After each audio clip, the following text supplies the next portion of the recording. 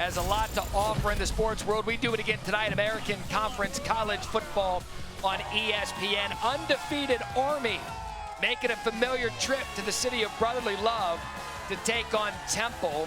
And some American fun tonight. Cannot wait to get into it with you as we welcome you into the booth. Dan Mullen and Matt Berry.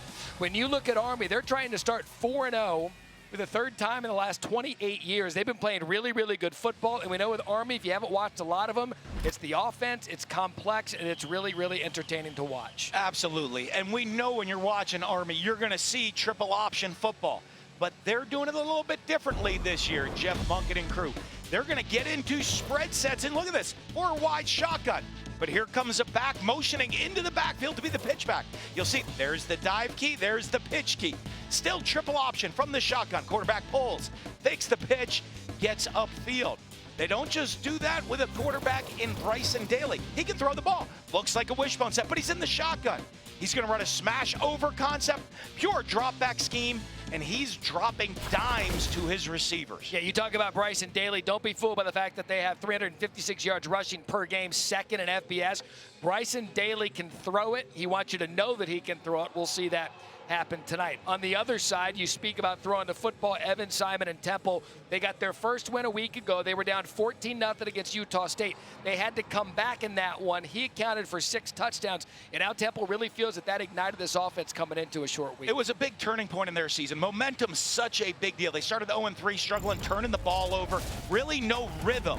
But they found their rhythm. It actually started with a 64-yard field goal, the coaches taught us, and it really kind of awakened the whole team. From that point forward, a huge comeback. Evan Simon counted for 6 touchdowns in the game. And when that momentum flips, they believe that could be the turning point for them in this season to get back on track in Stan Drayton's 3rd year. Yeah, you mentioned out Maddox Trujillo. He was the star last week. 64-yard field goal, the longest ever kicked in the stadium, Lincoln Financial. By the way, it's an NFL stadium, so that holds a little bit more weight. But Temple feels that maybe that's the point of the season. Getting their first win in comeback fashion could ignite them starting the meat of their conference schedule. As for Army, again, they're very familiar with the stadium. They played the legendary Army-Navy game here multiple times. They're a team that you could argue is one of the most disciplined in the country for several reasons. We'll get into that throughout the broadcast. As kickoff from the Link is next after these messages from Nissan, premier partner of the Heisman Trophy.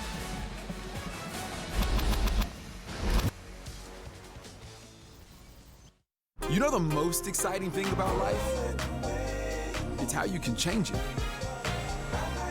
How you can reinvent yourself.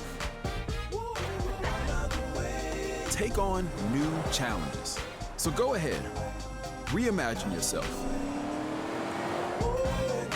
We did.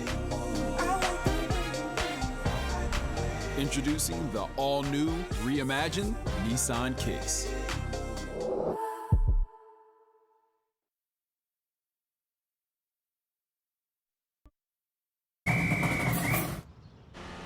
It's game day. Let's get them up. Hey, Google, turn on the Heisman House.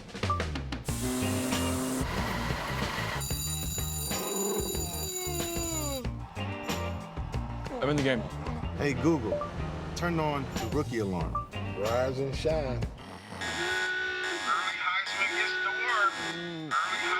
Whoa, nobody sleeps in on game day. Thanks for watching the Nissan pregame drive. Nissan, premier partner of the Heisman Trophy. Welcome back to ESPN College Football Primetime, presented by Twisted Tea. And everyone knows when you're facing that Army offense, Harry Lyles, the defensive assignment is going to be a challenge. This is not the first week that this Temple team has faced one of the service academies. They had a 38-11 loss to Navy earlier in the season. Because of that, Stan Drayton knew he had to have his team prepared coming into this one. So what did he do? Before the Utah State game, during their preparation for that one, he mixed in things that they knew that they were going to see in tonight's game to have them ready for this moment. And he knows that they're going to even have to be more prepared because of what you guys mentioned earlier about Bryson Daly's ability to throw the football. They even told us what's the game plan. And their star, DJ Woodbury Sr., said everyone has the ball, everyone gets hit. You play these teams, when you're running practice against triple option teams, you don't practice with a football. You don't want to have to chase the ball or look for the ball. You want to play your assignment and make sure you do that. And we've talked.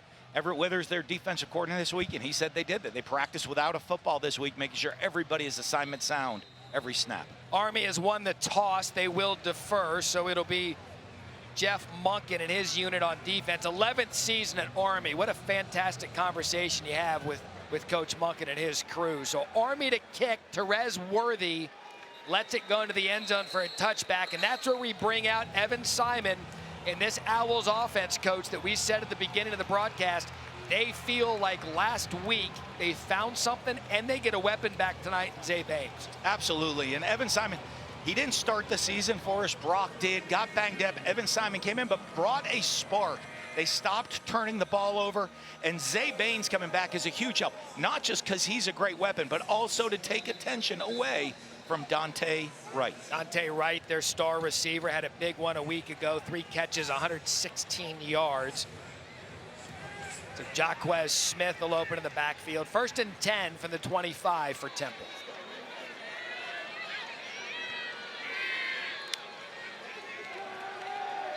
Simon on 1st down over the middle. That's a good start. Daniel Everett, the freshman from Germany. That had to be a recruiting trip. Gain of 10 and a 1st down Temple. And you like it. They just run a little stick concept on the first play of the game. Nice, easy throw to get your quarterback into a flow. But great patience by Evan Simon to let the defense clear and put that in a tight zone window. Danny Langsdorff, the offensive coordinator, 3rd season for him here in Philadelphia. That's Smith for 2. As we take a look at our impact players built by the Home Depot. Well, on offense, and we've already talked about it, the impact player for Temple is Dante Wright, the dynamic receiver as last week, and he's going to get a lot of help. Zay Baines coming back will take attention off of him and the comfort that Evan Simon has with him. And Max DiDomenico is the safety back there. With these skilled players that Temple have, he's going to have to make some checks, calls, and get those guys down in the open field. We met with DiDomenico this week, and you just tell he just loves football, loves the spot that he plays. He's got that club on his hand tonight. Worth keeping an eye on that one as Cody Harris Miller and Kyle Lewis combine on a tackle, making it 3rd and 6. There's DiDomenico, there's the club. He's got the green dot on, getting everybody lined up. Captain of the team. He's the voice, they say, of this defense. That means something, too, being a captain at Army. That's called a resume builder there. Yeah. That one goes near the top of your resume. So 3rd and 6, that was Wright in motion. Simon looks his way, finds his guy, Dante Wright. He's dangerous with the ball in his hands. That's 10 and a 1st down Temple. And really good job. You see Dante Wright, he's their go-to receiver. Zone defense, they motion him in to create a little confusion. He sits right down in the middle of that zone, and now they jump on the ball for some tempo. Looked like a design run there from Simon, brought down by Cody Harris Miller after 1. And I don't expect to see a lot of tempo in this game. We're not going to see it from Army. I don't expect to see a lot from Temple. It's shockingly in today's college football, you're seeing teams huddle. But you will see when you are a huddle team, after a big 1st down, you might sprint up and try to take a shot. You'll have a couple go-to no-huddle calls that you saw right there with the quarterback draw. Dante Wright lined up in the backfield. You see him motion out there. He looks right at him, Wright with the ball. And a good job by Army's defense. Early recognition for one. Caleb Fortner, Casey Larkin. And look, we had talked about Zay Baines coming back tonight. He opens it up for Dante Wright. He's a player in right that they like to move around and find ways to get in the ball. In fact, when you two were talking, he said he grew up wanting to be Percy Harvin. He said he grew up in Florida and was born right in Gainesville. Big Florida Gator fan and watched those championship teams. And said he reminds that's his type of game and his style. And you're going to see it because Percy's guy move all over the field. They're going to move him to hide him so they can't get a beat on where he is. So 3rd and 8. Army showing pressure. Simon time over the middle. What a shot by Simon. Antonio Jones, touchdown, Temple.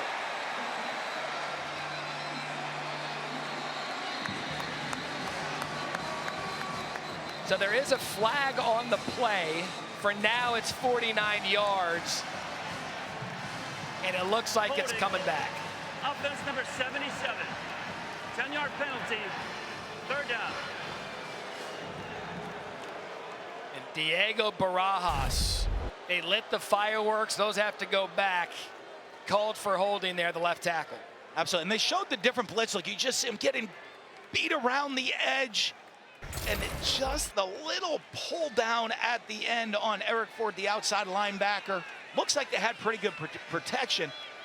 Even when you get a penalty, though, in that situation, it hurts the team, hurts a lot of confidence. Yeah. But for Evan Simon and this offense to sit there and say that we're going to execute, see, we can execute. Hey, clean up one or two little things.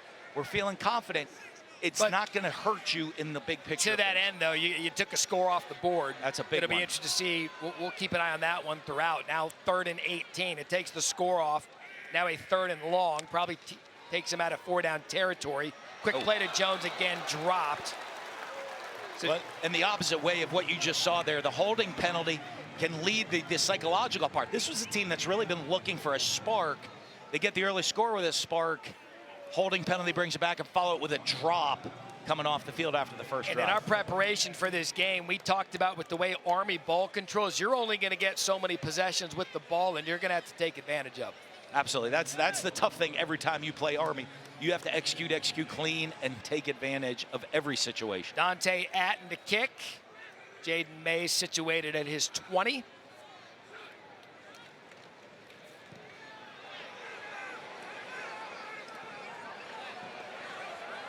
He's going to take a nice temple roll inside the 15-yard line, right around the 14. Punt of 46 yards. So Army's defense steps up first. They get a holding penalty to help them out. Still at zeros in the first. Let's go, Army, beat Temple. Hell yeah, let's go. You're watching the American Conference on ESPN in Philadelphia, Temple and Army. Coach, you're also watching an offense. 2nd in time of possession, 36 minutes and 56 seconds. And Bryson Daly, the quarterback, the leader, they've scored a TD on every first possession of every game this year, the only team to do that at FBS. And this team offense is one of the best in the country. Pro Football Focus has them as the highest graded offense so far this year. They execute at a very high level. That's Daly on first down. Looked left, ran right. Big play, Bryson Daly. And there you have it. Jamel Johnson brings him down. Everyone has the football, and Dan Mullen, being the offensive sicko that he is, loves tonight's challenge. It's fantastic. And Bryson Daly's the guy, you see that, he's such a dynamic runner with the ball in his hands, and the quarterback runs. You practice, what happens? You practice against the option of the assignments all week. Play one, they fake option one way. It's just a quarterback counter back into the boundary. And now not only are you thinking, I have to defend the option, I have to defend direct quarterback runs as well. Kanye Udo, number 6, he's the setback. Udo's going to get the ball there on first down, and he's going to take it up the middle. Gain of 3. Taekwon King got his first start last week for Temple, brings it down. And you kind of see the neck roll there. They also, Temple's defensive, look, everybody's got to wear a neck roll this week if you're going to play Army, because these guys will come get you. You have to tackle everyone. And that's the interesting one right there. To start with, when you're defending option, you want to take the dive away 3 yards. That's right in that area. It's kind of a win for the offense, kind of a win for the defense. By my math, if you average 3.3 yards a play going into 3rd down, you get a first. They taught that at Arizona State. They did. And I aced it. Daly, quick pitch out. That's Noah Short. They want to get Short the ball. And you see why. There goes Noah Short. 61 yards, Army.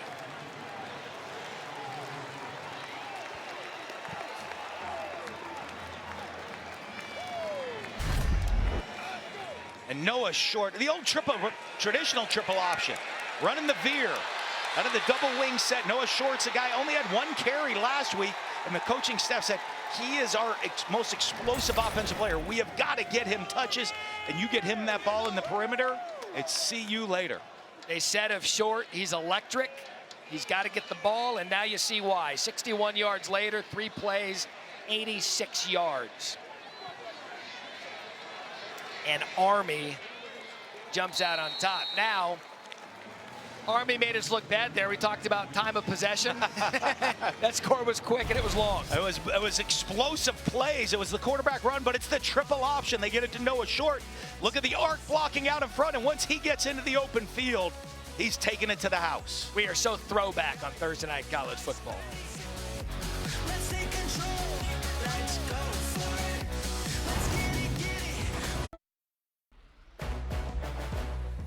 ESPN Thursday Night College Football is presented by the refreshing taste of Twisted Tea Hard Iced Tea. Please drink responsibly. And in part by McDonald's. As I said, legendary Army-Navy game played here in Philadelphia way back in 1899.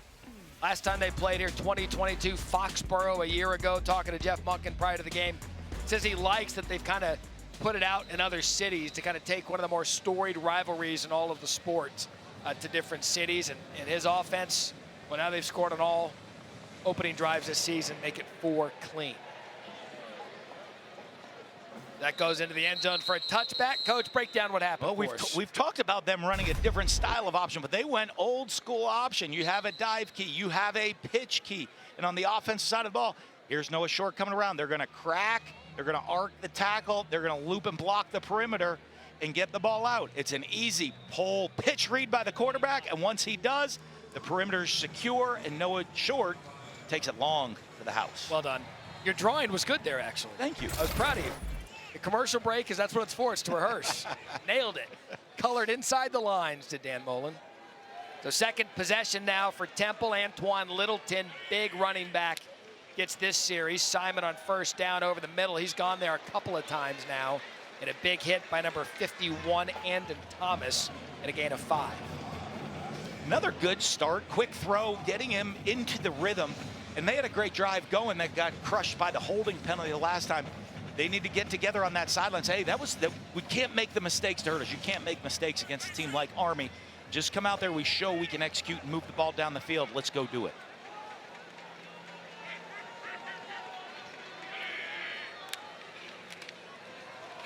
That's Littleton in the back. I mean, he's a big kid. He goes at 6'1", 240 pounds. Transferred in from Maryland. Caleb Fortner and Thomas again on the tackle. Danny Langsdorff told us in the meeting that they've been a running back by committee team this year. He kind of wants one of them to take the job and run with it, pun intended. Yeah, and to just what it means by that is just separate themselves. It's not play with the hot hand. Separate yourself, that you're playing at a higher level than everybody else. So you see 4 receivers stacked down to the bottom of the screen on 3rd and 3. That's a quick shot. That's Baines. Talked about him coming back tonight. Check that. 31, Littleton. And that's going to be enough for a first down. So a good job by Temple. Get the ball back after having a touchdown negated, and they get a first down to keep the drive alive. So the quick screen. You put 4 receivers into the boundary to see if the defense can line up to it quick and get it out on a little easy completion to get the first.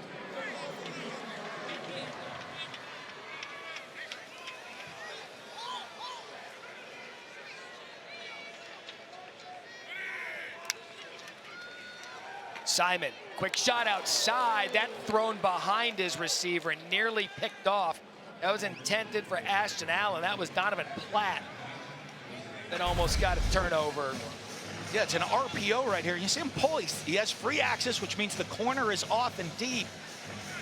And he just leaves that one back to the inside. Almost looks like he thought he might run a hitch instead of running the out cut right there on the RPO, and they just weren't on the same page, and that was a dangerous throw. That's Baines in motion. Simon rolls out, back across his body.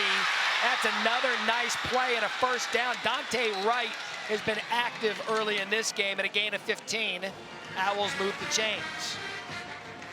And now after getting the big first down, they're getting on right on the ball, but you see Simon, great patience. Watch, draw the defense. Let him work and find that open window. And a give to Littleton. They go to the tempo. It's kind of been their MO, at least early in the game. Hit the big play, get back up, go tempo. Yeah, and you know, people wonder, well, why you do it? You're not a tempo team. The reason you're doing that, see if you can catch after a big explosive play, see if you can catch them off guard and get a cheap yardage on the next play. The hard one with a disciplined team like Army they don't give you many cheap ones. They're going to keep it in front of you. They're going to be very disciplined, very sound all night long. I really just want you to say Temple tempo Tempo really fast. numerous times tonight. So I hope they keep it up.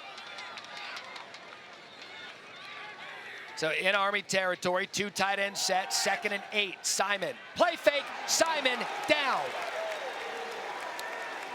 Eric Ford And that's got back there. Eric Ford, the outside linebacker. He caused the holding penalty on the touchdown that got called back. Excuse me.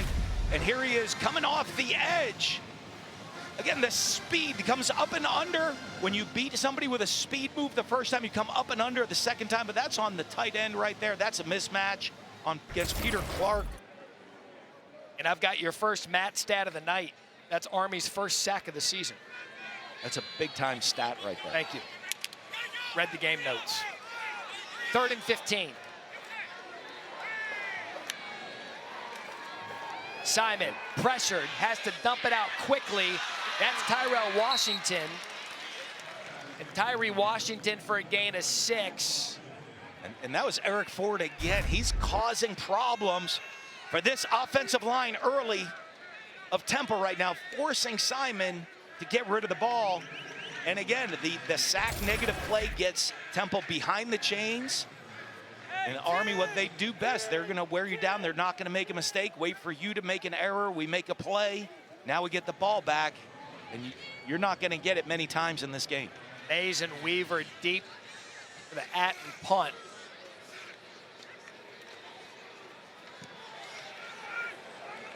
A fair catch at the 11-yard line. But you called it, Coach. We had the holding penalty and the touchdown negated. You get a sack there, you keep playing behind the chains. And Temple down 7-0 in the beautiful city of Philadelphia.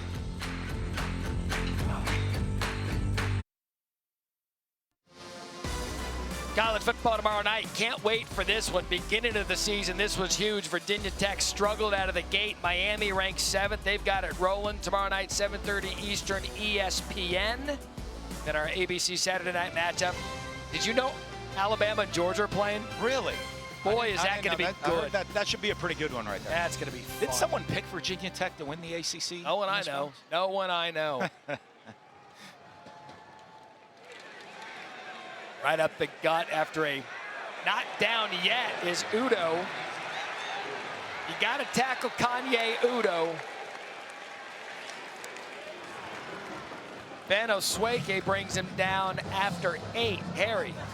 Yeah, Matt, obviously, as you might imagine, there was some frustration from the Temple defense after that last possession. Defensive ends coach Larry Knight had to gather his troops and get them to sort of calm down, lock in. We also heard this week about how DJ Woodbury is the leader of this defense. He was also helping his guys reassure them, hey, we've got this, we're going to be okay, just lock in. So it looked like Kanye was going to be stuffed up, but he got through the wire and a gain of 8.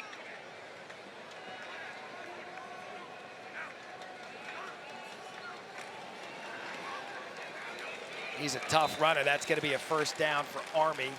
That's DJ Woodbury, the player Harry just mentioned a moment ago. He's the defensive leader.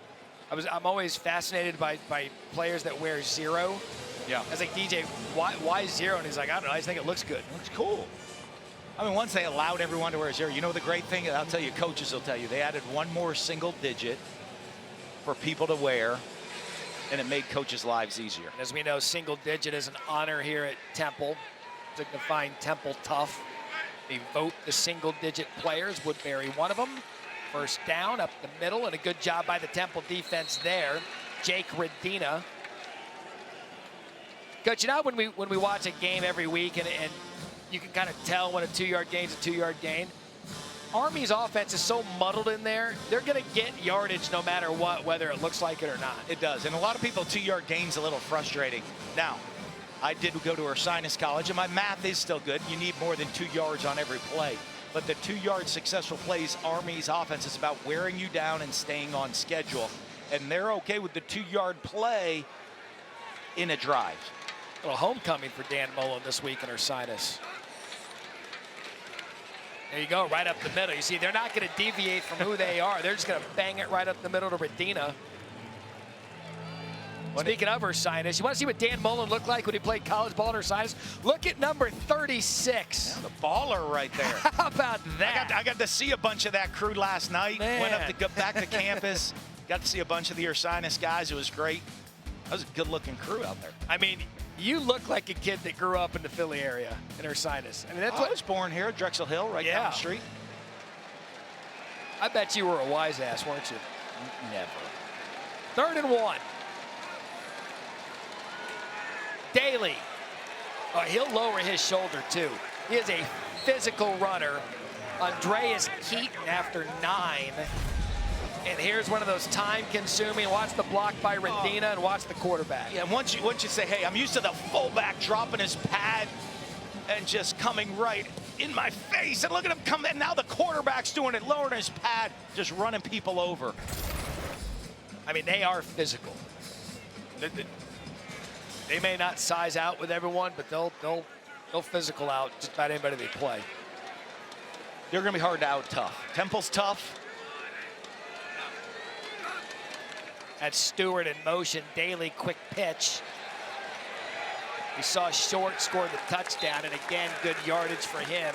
And look, the quick touchdown was kind of an anomaly for Army. This is what they do. They just chew clock, 5, 6, 7 yards of play. And they're beating you down. Now watch right here. They have 2nd and short. They're ahead of the chains at midfield. They haven't thrown a pass yet tonight. Watch, this is the type part of the field in this situation where an Army team takes a shot on the play action and maybe looks to hit one deep down the field. 87, Casey Reynolds. One of the players Daly likes throwing to. 2nd and 2.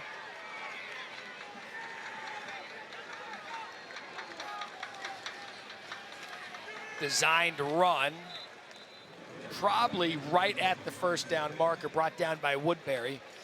And it is going to be a 1st down Army. You've almost got to be you have the ability to dance to be a quarterback for Army. But the spins, all the different ball handling, all the things they do with the whirly bird, the reads, they practice it so much though, over and over within their system. The ball handling at the quarterback and the backs in the wing back position. DeJuan Black, talented transfer from Florida. He's on the field now for Temple, his first action of the season as we count down to the end of the 1st quarter. Udo up the middle. There's that 2-yard gain. And the key to stopping a triple option offense, it starts with stopping the fullback, the dive back. And Temple's done a good job of trying to corral the fullback, but it's the perimeter runs that have gotten them early here in this 1st quarter. So as expected, time of play is not going to be an issue in this one. We're going to give you even your dinner time back with how these two teams play, especially Army on offense. But it was Noah Short early on in the 1st quarter. Army up 7-0 after 1 in Philadelphia.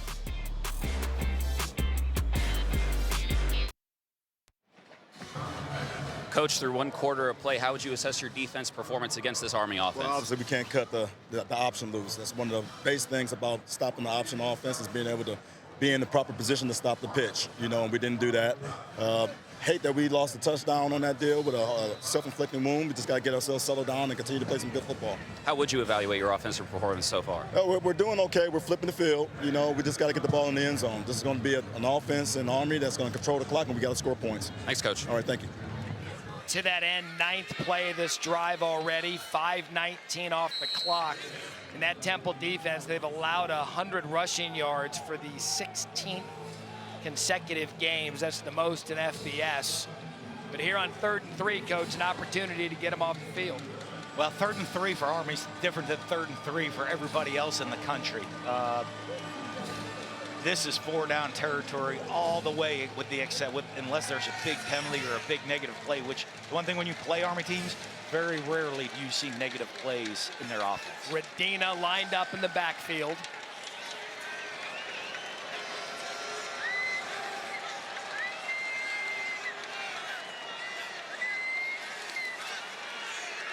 Daly keeps it. Temple stood him up, and it's going to be close. And they're going to give it 4th down now after a gain of 2.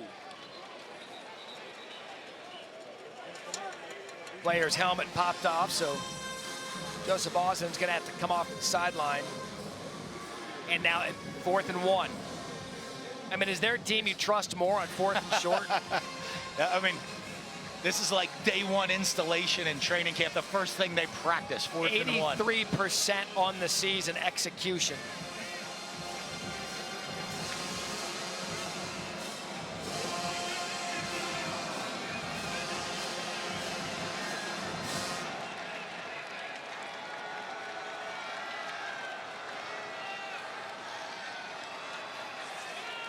Daly pushed by Radina, never a doubt. And a 1st down Army. People in this stadium have seen that play over and over and over again, run by the Philadelphia Eagles, the quarterback sneak. But I think Army would say, hey, we run it as well as you do. Can I put something out there real quick? It's my soapbox moment early in the game about the tush push. Yeah. It didn't originate here in Philadelphia. Reggie Bush did it to Matt Leinart at Notre Dame years ago. Can we give? It was the Bush push. Yeah, but that was and then that the was Eagles an ugly wanted to take version credit of it right for it. there. That was an ugly version. Stop with the. It was Reggie Bush and Matt Leinart. It was Army probably doing it. Daly can throw. We said it before. Short. Doesn't keep his feet. And a gain of 28. But Coach, you had touched on it. Just when they'll lull you to sleep with the run, Daly's got the ability to throw. Well, if you watch, they've hit him with the QB counter. Looks like QB counter. Then Daly pulls up, and he's got Short running right down the seam. Just a little bit underthrown, and Short's got to wait for the ball and slips and loses his footing. But now you get to see this Army offense in the red zone. They lead. They were the best red zone offenses in the country. They are ranked #1 in red zone offense, 13 of 13. But 12 touchdowns, man. Not just 13 of 13 scores, 12 touchdowns. All right, well, make it 13.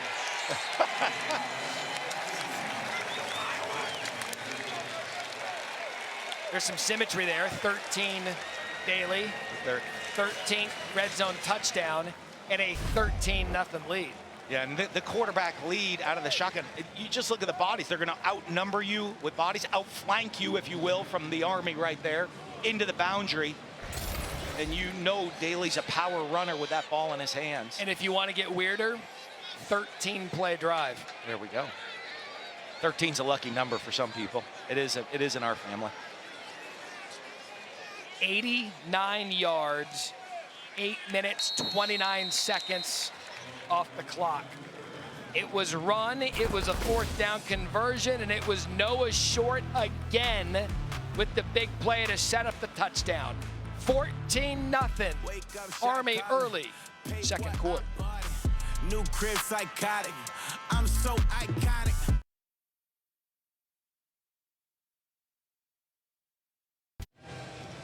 Let's take a look at this week's college football rankings, brought to you by Prudential, same as it ever was. Texas, the top-ranked team in the country. They've got Mississippi State. Odds are it's going to be Arch Manning again this week. And then you got the big one, Georgia and Alabama in Tuscaloosa. Some good ones, though. Penn State tested against Illinois for the first time this year. That Utah-Arizona game could be really interesting with that explosive Arizona offense. Finally getting out of some of those non-conference games that just make your eyes bleed. Finally playing some opponents the final weekend of September. And I said that Army was the only team in the country that scored on the first possession of every game. Well, now they've scored a TD on the first 2 drives of every game. Well, and Jeff Mungett and this team, I mean, you look, the success he's had at Army has been unbelievable. And it's that type, when you fall behind, they're not a team that you want to have to come from behind against Army. You want to try to get a lead, and when they're scoring that efficiently, they're hard to beat. And Temple, look, they've moved the ball twice. They got into the Army 49. They had the holding penalty to gain a touchdown. Then they got the ball to the Army 48 and took a sack. So Simon to throw on 1st down, swings it out right away. And they've done that, Coach, on 1st down. They're getting 5, 6, 7 yards. That one to Peter Clark, and he stays up to get the 1st down. The big tight end from London. It was a jolly good run after the catch there, Matt. Little early for that, huh? Little early for that one. You didn't have one earlier when I had a Germany player in there for you? But as you said, though, the one thing we talked to the Temple coaches, they're in the patience. You have to take things underneath. Army's not going to let you run behind them a lot. They're going to keep things in front of them, and Temple's done a good job of taking what they're giving them. Player had to rush off the field. Simon's going to try to take what he gets him there. Has a player wide open, incomplete to Dante Wright. They had the play on, Coach, and they couldn't execute it to the star receiver. And they've set it up with these short passes. Dante Wright runs the double move on the outside. The little stop and go does a great job dropping his pads and selling the route. And Evan Simon's going to want this one back. He sets his feet, just leads him a little bit too far to the outside, just out of the fingertips. And we said that you take the underneath stuff, and they had him set up for that play. Now they got to come back and get back on schedule, though, on 2nd and 10. So really the story for Temple, early big opportunities missed. Quick pitch to the outside on 2nd down. And Army does a great job for lateral pursuit. And gain of 1. That was Smith, the ball carrier. And really the first 2 possessions, the 3rd and 18 after the holding, the 3rd and long after the sack, and now 3rd and 9. Yeah, it's some self-induced issues on Temple so far with the penalty, the sack, the missed open receiver on the shot play. 3rd and 9, Simon, and that's a good catch by Wright.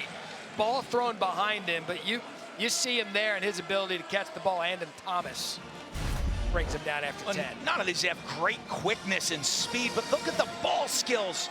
Planning right past the chains, adjusting his body, catching it with his hands, moving the chains. So Temple moves the chains. Simon, dirty pocket, swings it outside. And that was Tyree Washington for 2. Caleb Fortner brought him down. So we'll see. I'm interested in this possession for Temple because, again, they've been moving the ball. We'll see if they can string enough together to finish the drive. And that's what it is. They overcame, they missed the shot, but they converted that long 3rd down. And this is the part of the field. They've moved it across into Army territory and then stalled.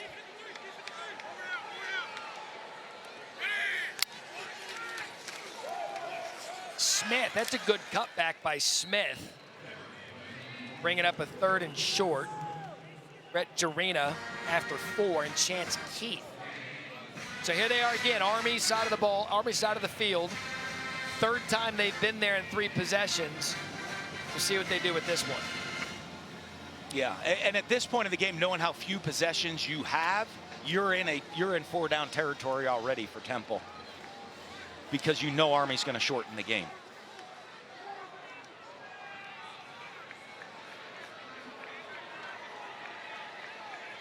Army showing pressure.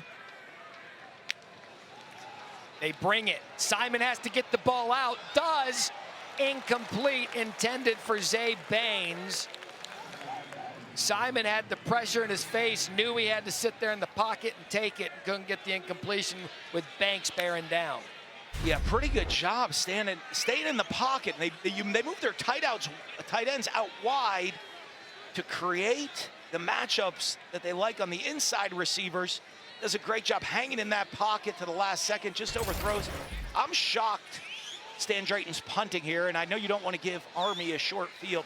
There's only so few possessions you're going to get. You don't want to give them the ball back once you've crossed midfield. It did look like Army got away with the hands to the face on Simon. Not called. Punt on. Fair catch, and he bobbled it, and it looks like Temple recovered.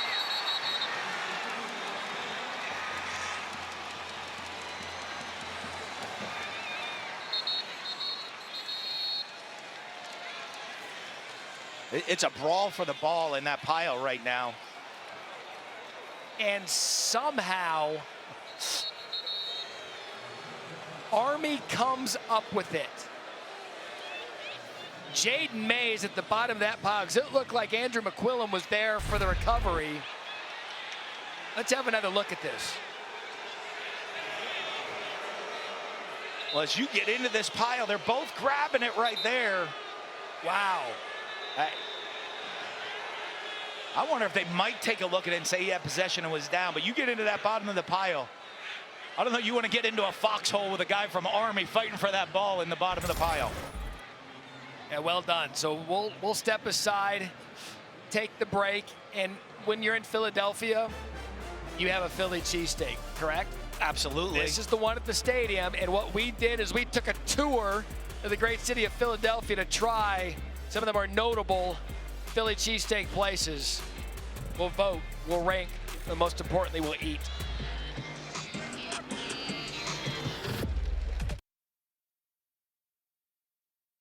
Young, one of their 2 locations, another one down on 4th Street. One of the owners here, Gene Bronner's, bringing out the cheesesteaks. We're skipping the tourist cheesesteaks. What do you have here, Gene? Right here we have our traditional cheesesteak, the one with the long hot whiz, and the Godfather. Well, you know you're in Philly. I'm going original. I'm going hardcore original. And that's a real Philly cheesesteak right there.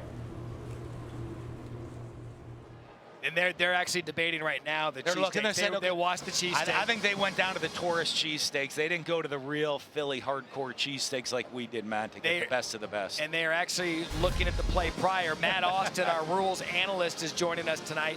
Matt, we spoke briefly about it during the break, so they are looking to see if the Temple player recovered the ball and was down prior to it getting yanked. Is that correct? Yeah, that's exactly what they're looking at, Matt. After further review, the ruling on the field has been confirmed. Recovery by the receiving team. Yeah, I'm not surprised at that. The standard is it has to be clear and obvious that the red player had firm control of the ball, and I just didn't see it there at all. I'm actually kind of surprised they stopped it to review it, because when a pile gets like that, you just can't tell who's firmly controlling the ball. So whoever comes out of it usually wins. Looked like they were battling for a cheese. If there was a cheesesteak at the bottom of that pile right there, we would have had that battle last night. And it's not even a negotiation, the one with the hot whiz on it? No, original. No. Original. Hot whiz. Original. I'm going to stop saying hot whiz.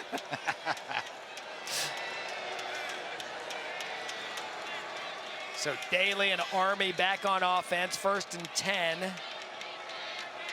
Ball at the 14.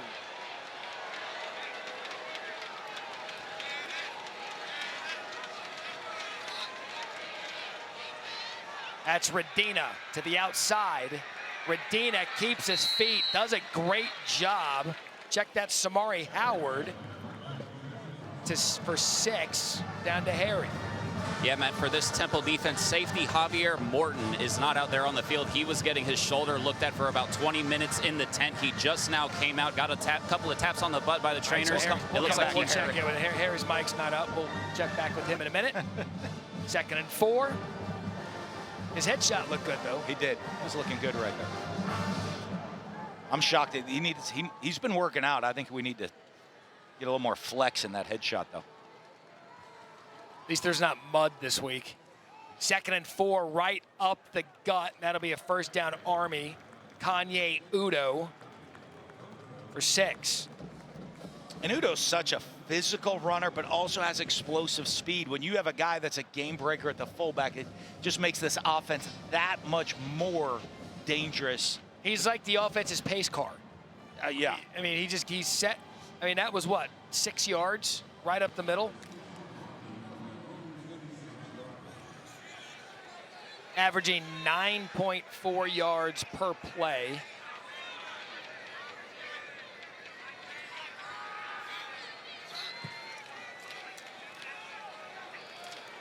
I mean, they bounce off tacklers. Always another positive moving gain forward. Let's go down to Harry. Hey, Matt, good to hear from you.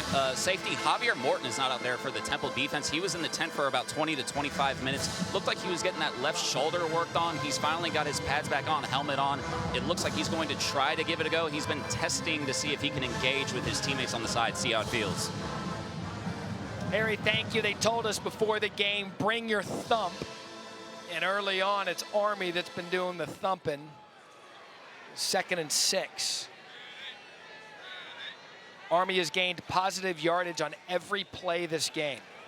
And they'll do it again. Samari Howard, a gain of 5. And we talk about them being the highest rated Pro Football Focus execution team in the country. It's because of that. You don't see them make mistakes. They very rarely get behind the chains. They're constantly moving forward on the attack. I mean, we talk about this on Saturdays in studio all day and on College Football Final. Teams and an identity. Is there anybody in the country, an Army that knows who they are and how to execute who they are?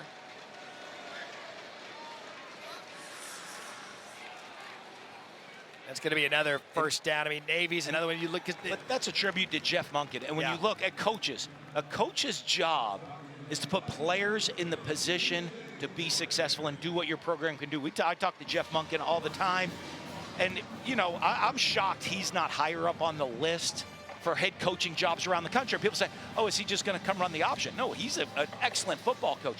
He runs the option. You look at the success he's had here. This is at Army, 73-55. The success he has here because his teams are disciplined, they play hard, and he puts them in a position to succeed. It's not just the option offense, it's how he coaches this team. Well, diamond formation, 1st and 10. Daly gonna keep it, late pitch, and that's gonna cause problems as Short has to punch it out of bounds. There's their first negative play of the game and a flag down. That's rid of the first miscue we've seen all night from Army and a flag to boot.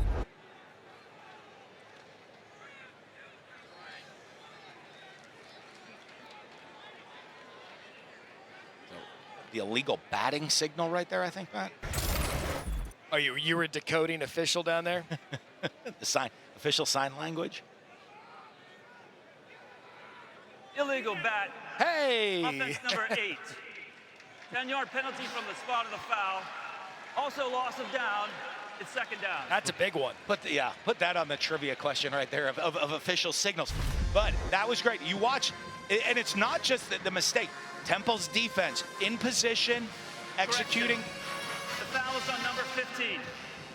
The execution of the defensive side of the ball where everybody was on their assignment, on their key. They created a negative yard play and got Army off schedule now for the first time tonight. 2nd and 27.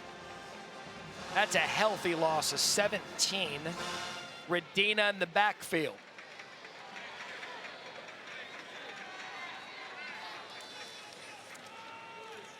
And again, Temple's defense, now they're starting to get to it. Saku Chroma. We had just talked about Army not having a negative play this game. They've had 2 in a row. 2 in a row, and it's the 3rd and 33. Triple option again, and it's just a bad read by Daly. That's the dive key 58, tackling the quarterback. He's got to go, and that ball should have been handed off to the fullback. Or injured defensive player. That's Demerick Morris. Demerick Morris, also the team barber,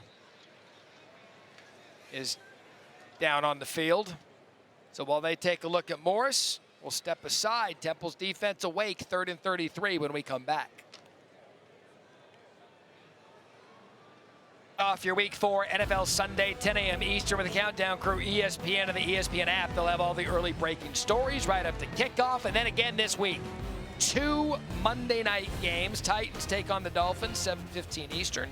And the 3-0 Seahawks square off against the Lions, 8 Eastern, ABC, ESPN+. Love doubleheaders on Monday night. It's not a doubleheader. We're not allowed to call it a doubleheader. Sorry. 2 games. Not a double game. There's 2 games. But the more football, the better, Matt. Whenever there's football on, everybody's happy. Just like it's a 2-minute timeout, not a 2-minute warning. There's a 2 Monday night game.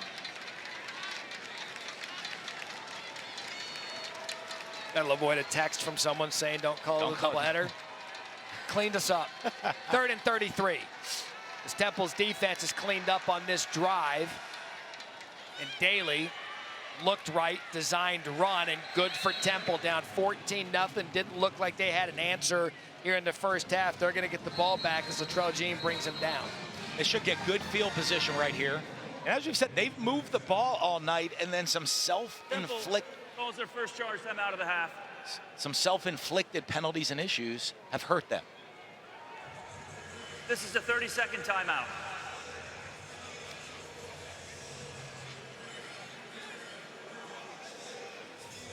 There's the Taco Bell Live Moss student section all season long. Student sections across the country are competing to be the Taco Bell Live Moss student section of the year.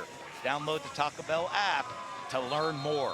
Boy, Charles LaMartina, our official, just wanted to butcher your Taco Bell Liv Moss. I mean, we're trying to, the student section's going, we're Liv Moss, and he's just jumping all in on Have some respect for our promo reads. Have some respect for this legend. This guy. He's been to Taco Bell before. I bet. Look at that outfit. Reminds me of our guy Jason Kelsey after the. That's like a post-midnight Taco Bell outfit, I think, right there, Matt. You speaking of Hot Whiz, wagon seller to punt to the dangerous Dante Wright. Army, you always got to be aware of the fake potential, but that was probably a little too rich for Monken's blood down there after a punt to 45. So a big opportunity here for Temple. 3:23 left in the first half. 2 timeouts. Dan Mullen, Matt Berry, Harry Lyles with you. Thursday night college football. Temple is their first win of the year last week, down 14-0. So this isn't going to freak them out at all. No, they were, and it was a spark of a long field goal that got the offense and the team going, and they said they've carried that momentum and confidence into this week. And you've seen how they played. They've been able to move the ball. I think that stop on that last series on defense, they want that to lead to confidence here on the offense as well. Worthy in the backfield. They're going to set up the screen to Worthy. He's got a little bit of a convoy there. Terez Worthy's been the guy making moves out of the back. That's going to be a first down, Temple. DeShantez Gray, as Army likes to roll 3 deep on the defensive line after a gain of 11. That's a great drive starter. They say here, even though it's late in the first half, the huddle, you're not in 2-minute mode just yet. Take your time and put a good drive together and get points here before the end of the half. He said Worthy's got quickness and speed. Lackawanna Junior College. There's a design run by Simon, and my guess is Army sees that in practice all the time and isn't going to be fooled. Kyle Lewis, no gain. Great discipline there by Lewis. Staying home. He's their captain of that defense. They said he's the guy that brings the toughness to the team, which now that is a compliment when you're bringing toughness to the Army team, that you're the guy that looked to set that standard. Scottsdale, Arizona. Horizon Husky. Out there in Scottsdale, 2nd 10. Right. Motion. Play fake. Simon. Pocket collapses. He tries to get rid of it. And they're doing a really good job getting pressure on Simon. That was Cody Harris Miller. And now 3rd and long. They did it here with only a 3-man rush this time. But great job when you're rushing 3. You got 8 in coverage, so the quarterback's got to hold the ball a little bit longer. And a great job finishing that pass rush and making them throw it away. One of the leaders of this offensive line, Grayson Maines, the center, transferred from South Carolina. Wasn't able to hold the block, so now 3rd and long. As we approach the 2-minute timeout, Simon looks across. And that was Dante Wright. He's made a couple of acrobatic catches early. Not going to be able to pull that one off. Slid on the attempt. Yeah, we've seen him. He falls down. We've seen him make some crazy. 2-minute timeout. Timeout on the field. It clearly skips. Yeah, just couldn't get his hands underneath that one.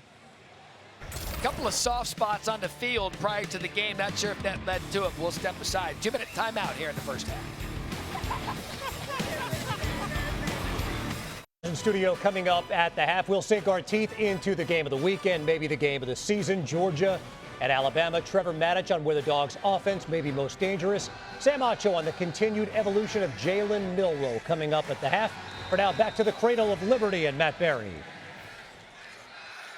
And a boy, Kevin Connors. God bless America, and Mike Diesenhoff, the great producer tonight. Our studio people continue to be the hardest working folks in the building. Right, Coach? Absolutely. See? Love our studio people. All right, this season, All-State will celebrate every field goal and extra point made by participating universities by making a donation to the university's General Scholarship Fund. Thank you, All-State. Here's a question for you. What does an Army 2-minute drill look like? We're about to find out right now. Now, they still have 3 timeouts. But if they're getting, we're averaging about 9 yards. Well, we were 9 yards a play averaging before the big losses on that last drive, those 2 big negative yardage plays. So they'll get down the field pretty quick if they're going 9 yards a pop here on this drive. They're not going to force it, though. They've outscored their opponents in the first half 63-14. Up 14-0 now. This is the best starting field position of the night. Daly looks to throw and hit hard. And that is DJ Woodbury Sr., who recently became a father. Said it's just absolutely changed his outlook on life. And his outlook there was a big play. Temple takes their second charge timeout of the half. 30-second timeout. A gain of 1. And the Temple defense is looking a little more comfortable right now, Matt, in stopping this speed. You're on a short week defending a tough option. They're getting more comfortable defending it. DJ Woodbury here. He's the quarterback of the defense. He's calling it out. He's making sure everyone's getting their assignments, and tough assignment at that tonight. Yeah, that's the quarterback counter they've had success with. He's seen it now. When you're on a short week, you're playing a team like Army that's a little different offensively. It's hard to get the scout team looks in this full speed of the offense at practice, and then you see them getting more comfortable with this speed right now. So, last couple of possessions, Temple's defense has found a way, at least for now, to slow down Army. Radina in the backfield, 2nd and 9. Daly looks to throw, and that's caught by Casey Reynolds. Check the incomplete. They rule it incomplete. Andreas Keaton there, and a 3rd down.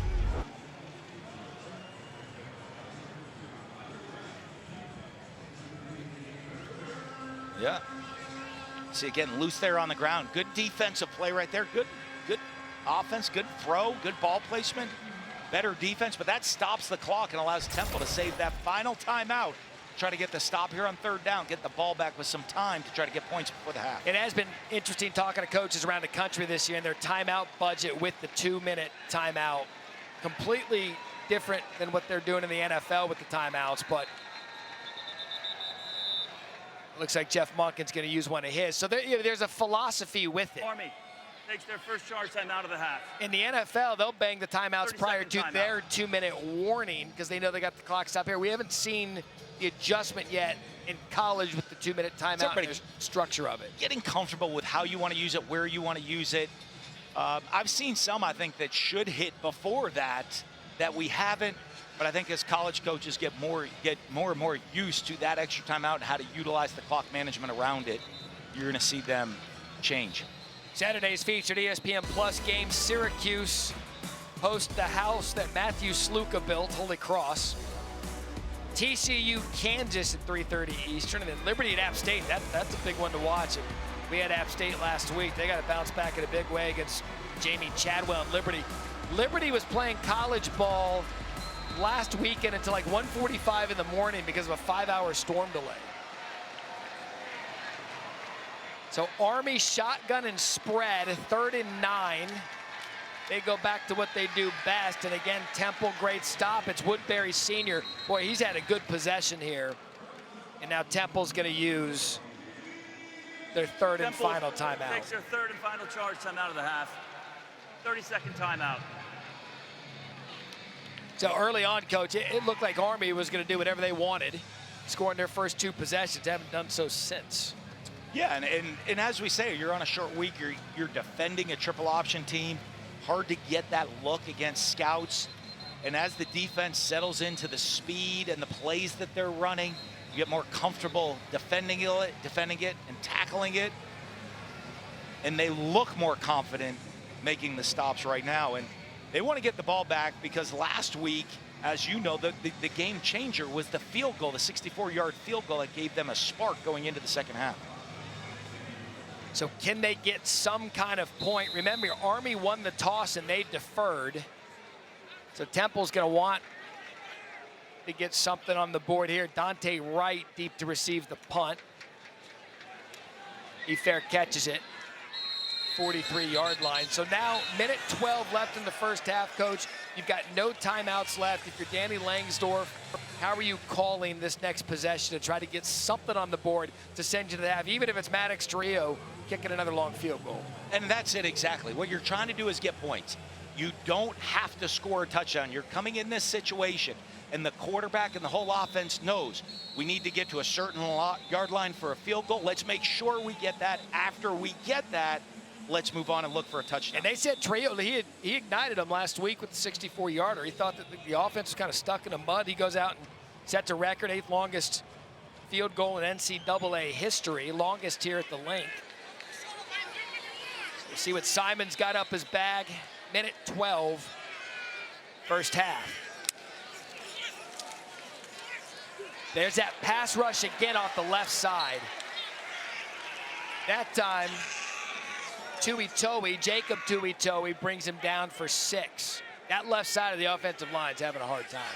They're having a real hard time with the speed of Army coming off the edge.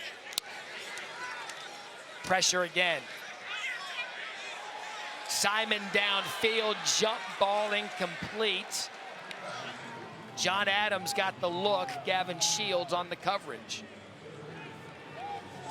And Adams, one of their taller receivers at 6'2". You saw him put the ball up, try to give him a shot. So he's really come along. He's a former walk-on, earned a scholarship, has performed, but no chance right there. Shields on the coverage. So now 3rd and 16.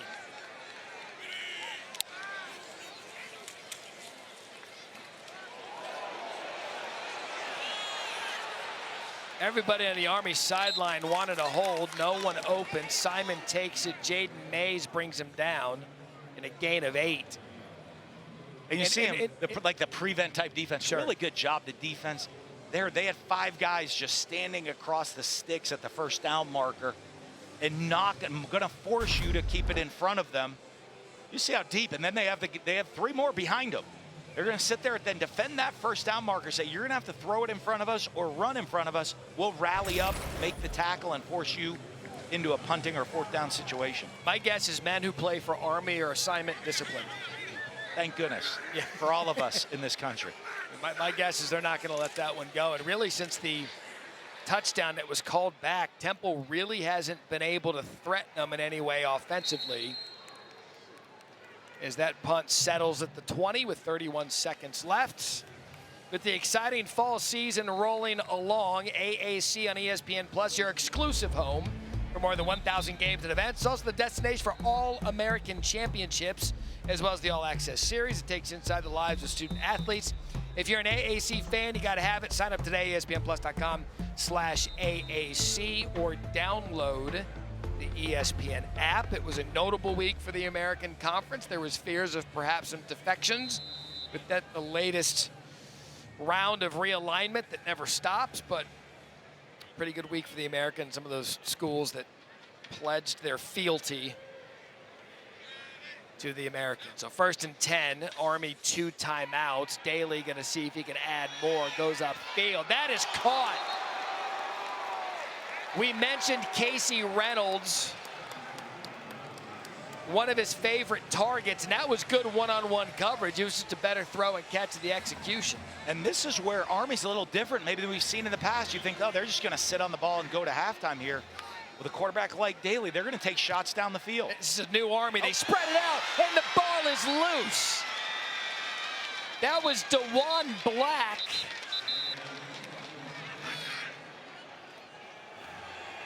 And Temple again, a defensive stop. Trey Thomas comes up with it after the big play. It looked as if Army was going to try to get down and score, and Temple's defense comes up big. And they're so happy to have this guy back, DeJuan Black, the playmaker off the edge. He can cause issues. His athleticism, his speed, dropping the pad, ripping around, reaching, getting the ball out, creating a turnover, and they're just about in field goal range here before the end of the half. You go 39 yard, you back it up 7 for the spot. That's 46, 56. They're in range. They're right there. Great play by DeJuan Black.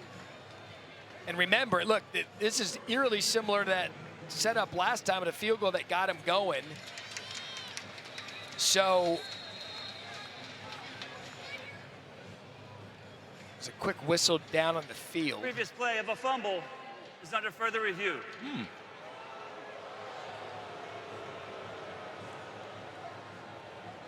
Not even Army is tempo proof with the replay officials.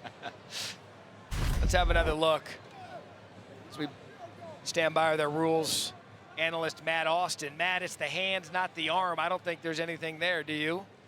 I really don't. The hand, as soon as the hand comes forward with control, that starts the forward pass. If the ball comes out before that hand comes forward, it's a fumble. That looked like a fumble all the way to me.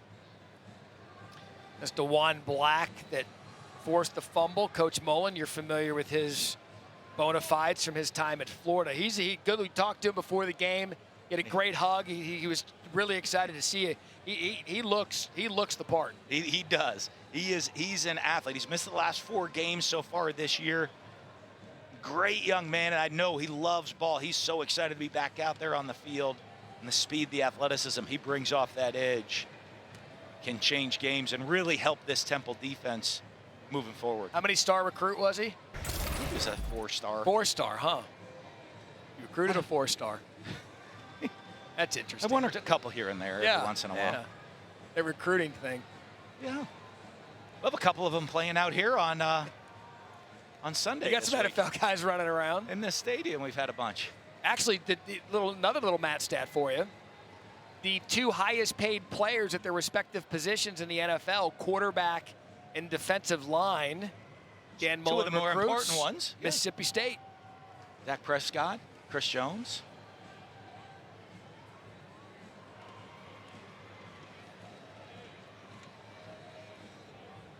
You know, like in Vegas where you might go on a heater. And I love talking about Vegas when Johnny Drama over my shoulder. But like you go on a heater and you think you're up. The house always comes back to win. Yeah. You could have an hour and 20-minute half tailor-made for quick, and the house will always come back and win. Yeah, they were trying to rush Scott Van Pelt in to get ready for SportsCenter early tonight. Connors was ready to do halftime with Acho and Matic. We're just killing the fill here. I'm telling you that the house will always get a game back on pace. Has to happen with Johnny Drama here,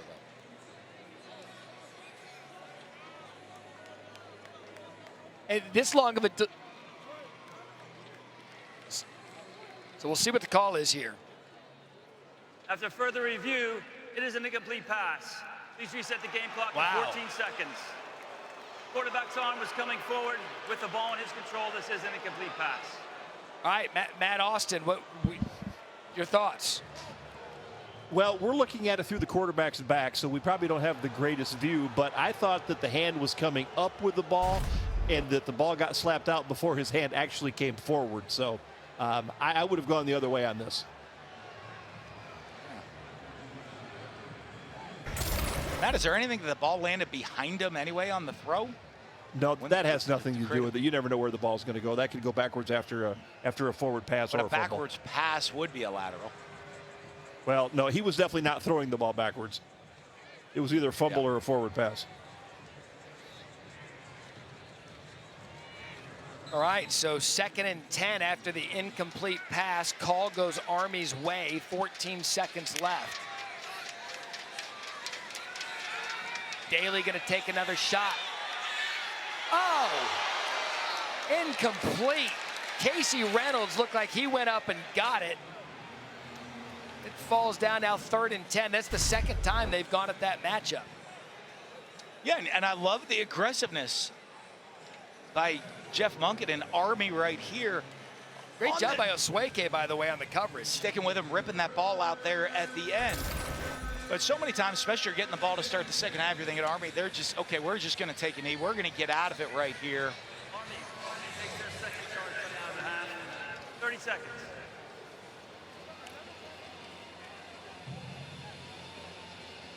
So Army, 1 timeout remaining. 3rd and 10. They've taken 3 shots on this drive. You think they might go timeout, or they might try to get something? I mean, there's not really much you can do here. 6 seconds left. A quick shot yardage. A lot of times in this situation, you're going to get into a Hail Mary formation. We saw it last week in the Colorado-Baylor game. But what they'll do is if you get in the Hail Mary formation, the defense is deep with 6 seconds, you'll have a check where you can throw a quick play to try to get 5 to 10 yards to shorten that Hail Mary throw. and give your quarterback the opportunity to get it to the end zone. Jake Radina still in the backfield. Shotgun here for Daly. 6 seconds left. Ball at the 47. Pressure again.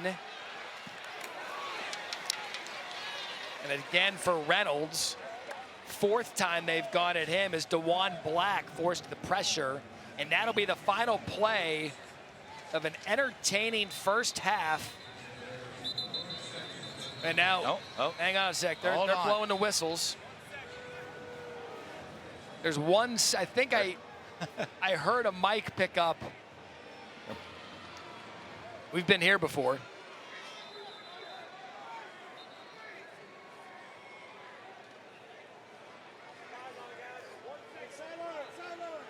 The ball fell incomplete with 1 second remaining on the game clock.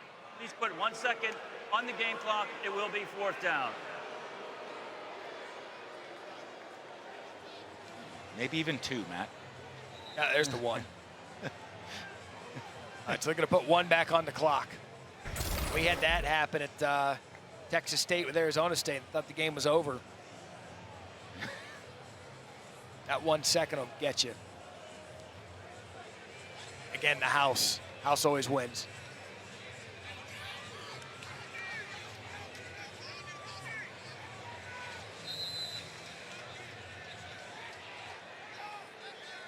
See what Monken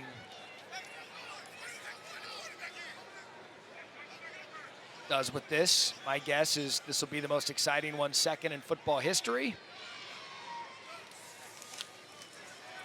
There's Daly. Bangs a knee, and that was it. Final play. Now we believe we are permitted to take the halftime break. Army pretty good when grabbing the lead at the half. 14 straight games when holding a 14-point lead. And that's exactly what they have here. 14-0, Army over Temple. Halftime report, Kevin Connor, Sam Acho, Trevor Matich coming up after these messages.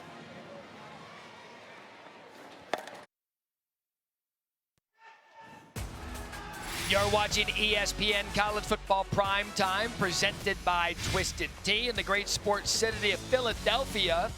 Right now, Army on top 14-0 as we begin the start of the third quarter. As we look at tonight's game flow, brought to you by Progressive. And it was Army early right out the gates. First 2 drives, explosive plays, averaging over 9 yards per play, hitting the triple option, just rolling on all cylinders to take that 14-0 lead. Bryson Daly, the quarterback, coming in untouched. But Temple started to get a little bit more comfortable as that half wore on with playing the option. Dan Mullen and Matt Berry back with you. Yeah, Army comes out, scores on their first 2 possessions. Temple had a touchdown negated with a holding penalty. So all things considered, with how this game started, Temple's still right in this thing, only down 14-0. Yeah, absolutely. They've moved the ball and then had some issues to stop themselves, shoot themselves in the foot. But also, that Army defense is tough. They're physical. They don't give up much. And it's going to be an exciting second half here between these 2 teams. Army won the toss. They deferred to the second half, so they will start with the ball. Maddox, Trujillo, and Miles Stewart, Lloyd Benson deep to receive the kick. And it's going to go into the end zone for a touchback as we check in with Harry. Matt, I spoke with Stan Drayton at the half. He told me it was pretty simple. They got to get stops on defense, protect our quarterback, and make the most out of these possessions, because he knows with this Army offense, the amount of times that they're going to have a chance to tie this game and ultimately win it is limited. Yeah, Harry, that's just it. We discussed that throughout. You know that Army's game is ball control and time of possession. So each time Army gets the ball, their best starting field position, you got to get them off the field, and you got to do it quick. Let's see if Temple picked up where they left off. They kind of got real comfortable with the speed and the assignment of defending this option. There's Daly right up the middle. A gain of 5. Elijah Darraville tackle. So look, again, we talked about Temple finding a way to get off the field there defensively. Offensively, though, has been the issue. So they got to buckle down again defensively, staying this one down 2 touchdowns. They seem to have found a little bit of a groove there. Other side of the ball, we'll discuss if they can get something going. But Army, same as it ever was, averaging 7.2 yards a play. Daly again the keeper, and that'll keep the average right where it is. Helmet on the field, first down Army. Yeah, and you see how they want to start this second half. Daly is a great runner of running the direct quarterback runs, not just the option football, but running the quarterback lead power right there. He's just comfortable in doing that. That's what they did in high school, a lot of quarterback run. He's a big physical football player. And you see them starting the second half. They want to put a nice drive together here, really get the tempo of the game in their back to where they had it going earlier in the first quarter. As Kanye Udo now in the backfield. Noah Short leads all carriers with 69.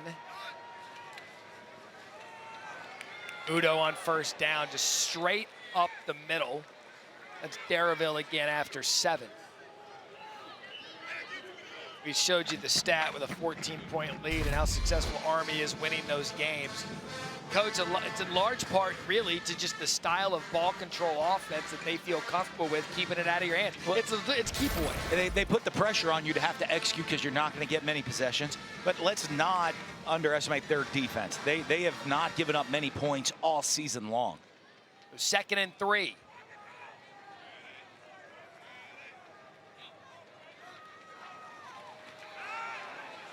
It's Udo again for another first down.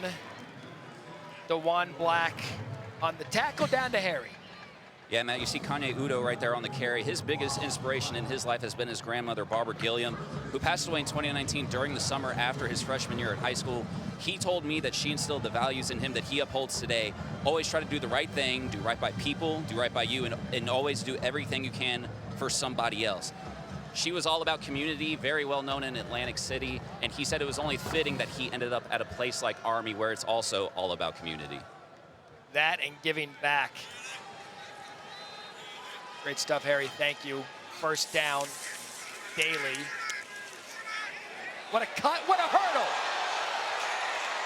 Look at Bryson Daly. Keaton brings him down, a gain of 36. I mean, that was just as good as you're going to get out of running this offense. It's the quarterback lead. The Shuffley lets the fullback get in front of him. Then he gets into the open field one-on-one. Sees the safety coming in, trying to go low. And he shows the quick feet athleticism. Getting right over the top, putting him down in the red zone. Look at this. Darraville right there just gets hopped right over. 97 yards now for Daly. We talked about this earlier, though. When Army gets down in the red zone, 14 out of 14 touchdowns, 13 touchdowns, 14 out of 14 scores, I'm sorry.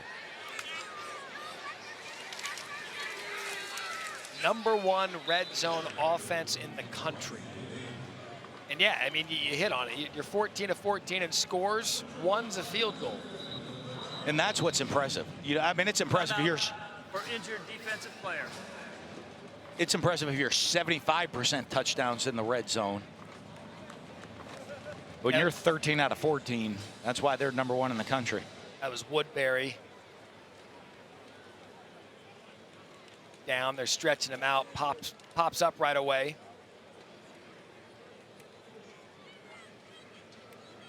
The defensive leader for Temple.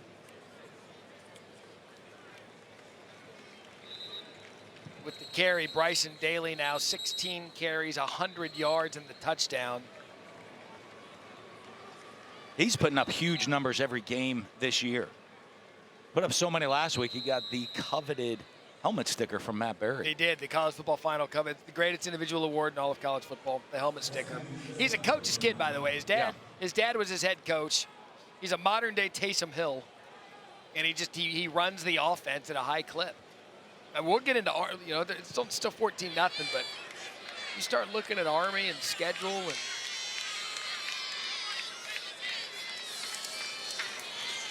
I mean, good patience there by Daly, and Daly's going to take it in.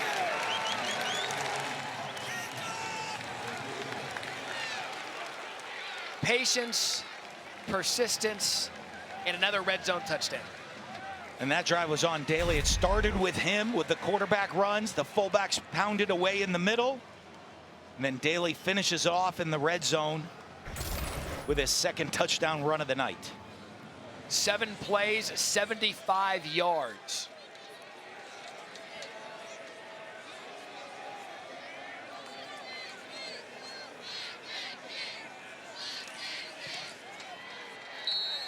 And the quarterback on that drive, 5 rushes, 61 yards, 1 brilliant hurdle, and another touchdown for Bryson Daly. Look at him go over the top right there. Bryson Daly, this is the perfect start to the second half for Army, keeping it on the ground, inserting their will.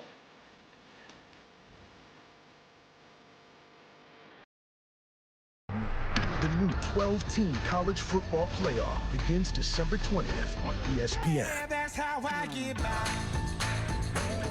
As we embark on the final weekend of September, still a bit early to start letting things shake out. Haven't really had any big conference matchups yet. That obviously changes over the weekend. Georgia, Alabama, the big one everyone's going to be talking about with the new 12-team playoff format. Terez Worthy's going to take it out of his own end zone, and Worthy a nice job getting it past the 25-yard line of demarcation for a touchback if it goes into the end zone.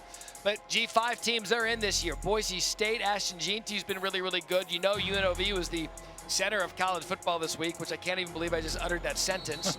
And then JMU, 70 last week against North Carolina. We have them in 2 weeks on Thursday Night College. Yeah, that was an impressive win over North Carolina, putting up 70 points, and it wasn't even as close as 70 to 50. But you remember, it's the highest-ranked Group of 5 conference champion. And Army's going to have something to say about it. Multiple rushing touchdowns in back-to-back games for the first time in Bryson Daly's career. They're undefeated. They look like they're moving to 4-0. And with the schedule they have coming up, they've got... A win tonight puts them 3-0 in a conference already. And it is that conference champion. That's what we talk about. So it's not just the value of who you beat or where you're ranked right now. You have to be a conference champion. And Army looks like has to be one of the favorites at this point in the American, starting off 3-0 at this point of the season. You get to that championship game, you win that championship game, you got a shot at the playoffs. At Temple tonight, at Tulsa next week, and then UAB the next 2 games after tonight. Second and 9. Simon.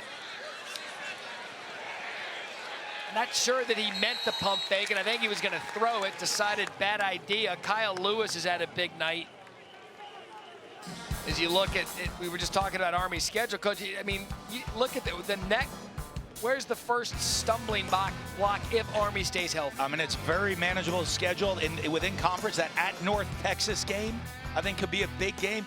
Obviously, Notre Dame and UTSA at the end of the year, they have the opportunity to play, possibly already have a conference championship bid locked up, and then play a ranked Notre Dame game. And remember, this is Army's first year in a conference. This is their first year in the American. If they come in here and take advantage of that opportunity, big things could be in store for Jeff Monken and his crew. Is on 3rd and 9, it falls incomplete. And there's a lot of times, Matt, you're talking about the Army defense is so good. They don't play many plays, the ball control. But this defense, sound, they run to the ball. They're physical at the line of scrimmage. They'll be able to get pressure on the quarterback tonight.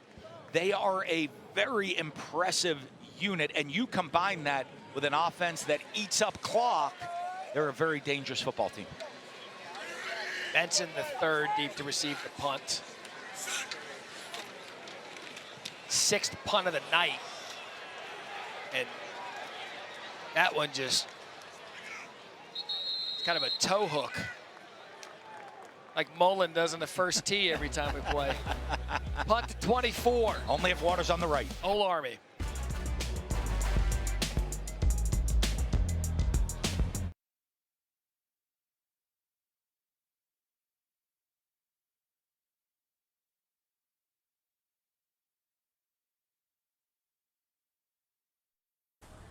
All right, we're at Angela's Pizzeria on the corner of 9th and Fitzwater.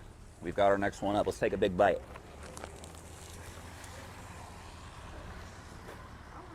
That's what I'm talking about.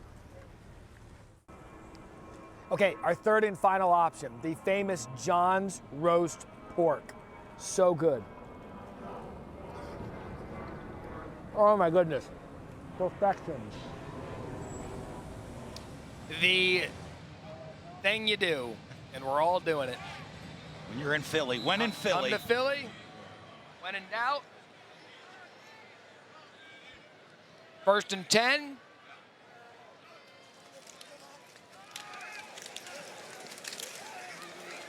They gain a 2. The competition, Matt, is not just about what was the best. There's greatness all around, but we tried all of them. And the winner is. Where are you going? I'm going 100%. The winner is the Rook. The Rook cheesesteak I thought was unbelievable. The original. You can see the cheese right now all the way through the middle of it. They brought some here. The guys down at the Rook brought some of the cheesesteaks here with us. I mean, this is like, that's how you got up the cheese all the way melted through. I know your favorite there was the Hot Whiz, but I'm the original at the Rook. Definitely the winner is the best cheesesteak in Philly. You know, I think they were all really, really good. There's nothing like throwing some long hots on it, you know? Because at some point, there's going to be long hots twice, if you know what I mean, and things you do. Go ahead, give America something. Give them what they want. Look at that. You see the inside of the cheese has to go all the way through and melt through the entire steak to make it legit just cheese. And after they told me, Gene Barnes told me at the Rook, owner of the Rook right there, that you don't have to ask for, if you have to ask for extra cheese, it's not the right cheesesteak. It already comes with extra cheeses built in, and the fried onions do it the original way that way. I'm telling you, Hot Whiz. You went Hot Whiz there. Hot Whiz was a I think Harry was into The Godfather. Hot Whiz was a life change, and yes, we're still talking about cheesesteaks. Yes, Harry. Yeah, Matt, just make sure you don't burn your mouth, man. Sorry, I got a mouthful right now. Yeah. Good. Not the best source of protein. John's roast pork was, it's a level of, it's not like which one was good. They're all great. Right. We just gave no context college football hours of content. I mean, Sickos Committee, all of our social media brethren out there from the city of brotherly love. The thing with a cheesesteak, though, like, I basically had is Daly there off the right side, going to get close to moving the chains. They're going to spot him right at the marker. The thing about the cheesesteak, we ate cheesesteaks all day yesterday, sacrificing for the job. But Harry crushing. It feel like I've had a Philly cheesesteak baby the last 24 hours. I mean, you got the whiz, you got the bread, you got the meat down here, guys. I mean, it's just like made a mess. Between that and the itis. Oh yeah. 3rd and short. Jake Radina.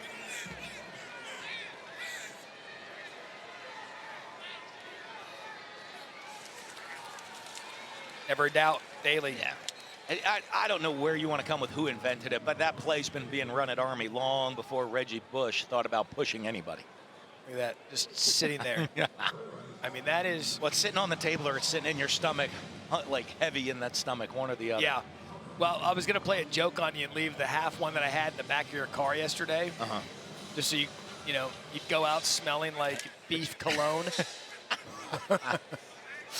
I had one in the microwave in my hotel room. There's literally cheesesteaks everywhere. I'm retiring from cheesesteaks after this trip. Great city, great food, great run right up the middle, 1st down. Still going. Udo. Touchdown.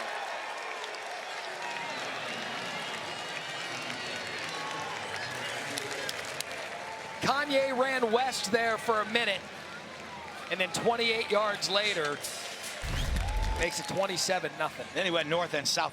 The physicality of how he runs the football, the low pad level, very rarely have you seen anybody bring him down on the first hit all night long, always falling forward, moving forward, breaking tackles, and on that one, racing into the end zone.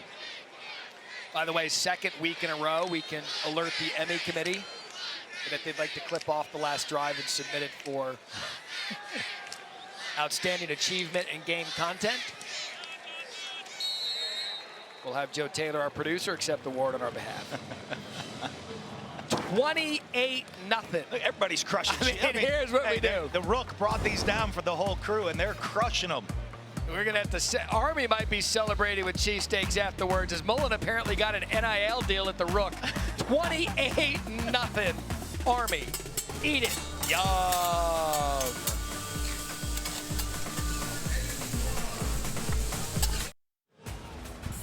And just some great scenics here in Philadelphia. You're watching the American Conference on ESPN, and right now we can say the American Conference leaders, Army, up 28-0.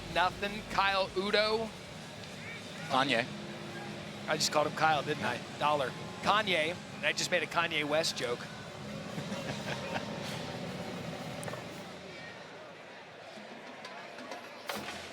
All right, so his dad, Kanye Udo's dad, tweeted this today, you know, making a return here to Lincoln Financial, home of the Philadelphia Eagles. Well, look who used to be here at Lincoln Financial in an Eagles jersey, young Kanye. And now in the stadium, he grew up watching his favorite team. He scores a touchdown and puts Army up 28-0. Got to be a great feeling. You know, the young guys, one of the things that's so special, young people getting the opportunity to come and you play. You dream of it when you're a young kid, and then you're out here on the field living the life. It's special. And doing it for Army. Screen setup, it was dialed up pretty well, but the throw was a little off. The Jacquez Smith, no gain. Tuioti with some pressure, second down. See if they can get Dante Wright going again. He's been targeted 7 times, 5 receptions, 41 yards. And he started hot, and he's the guy in this offense. He's their go-to receiver. Came out of the gates fast. Army's done a good job of adjusting to take him out of the game plan, even though they're moving him all over the field. You see him, he's up at the top of the screen right here. He motions down towards the line, see if they can get him a mismatch in the middle of the field. Simon senses pressure, and he's been pressured all night, unable to get anything going. Elo Madozi brings him down, and a gain of 1. You see what pressure does to the quarterback. As we talked about, he had Dante Wright sitting on a little spot route right over the ball, but the pressure, all the pressure, you see, stop right there, he had Dante Wright open. Pressure gets to him. Not feeling confident, eyes come down, look at the rush. Yeah, is that pressure or him just not seeing it?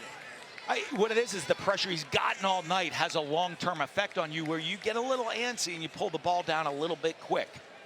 Again, accounted for 6 touchdowns last week, did Simon. And that's a shot at Dante Wright. There you go, get him going somehow. That was well executed. That was a long route, took time to develop, and he hit him for a gain of 19. Yeah, great blitz pickup inside of the offensive line. Running back, great blitz pickup to give him time to make this throw. It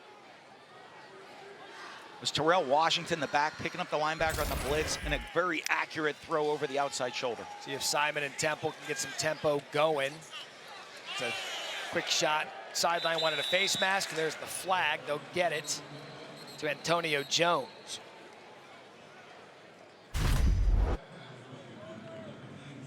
See, now that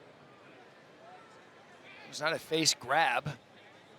Yeah, I didn't see much with in the that. way that the body spun around. It was natural to think that was the penalty, but he's clean in the face.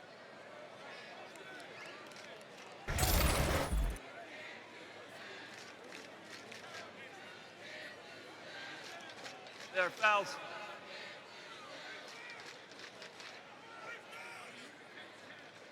There are fouls by both teams on the play. Ineligible player downfield, offense number 57. Personal foul, face mask, defense. Those penalties will offset. Second down. So that's a miss because it wasn't a face mask, but it benefits now because it's an offsetting penalty to replay the down. Yeah. Correction. It's still first down.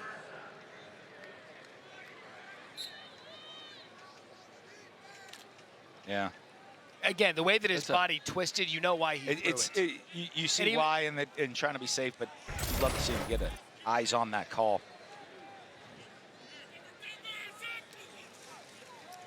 Play fake. Here comes the pressure again. Simon just can't get out of it. That was an untouched blitz by Chance Keith. From the second the ball was snapped, Keith was untouched. He beelined right to Simon. Third sack for a team that entered the game with none. Yeah, and you see Keith come off the edge, off the outside right in the, they're in the odd front, slant the front, a little Steeler blitz. The Sam and the Mike coming off that edge on the blitz.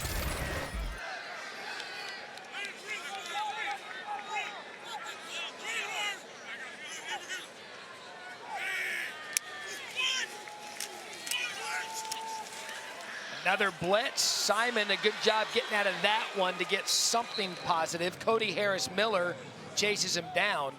What are you seeing up front? Are they just stunting them to death, or there's just no way? It's a little combination of everything. The movement, they're playing the odd front, and they're slanting and angling in different directions and creating some picks. And when they don't, the offensive line, you sit waiting for movement. When they don't move and come with the speed rush, you're behind the play, and they're getting beat on the edge on the outside.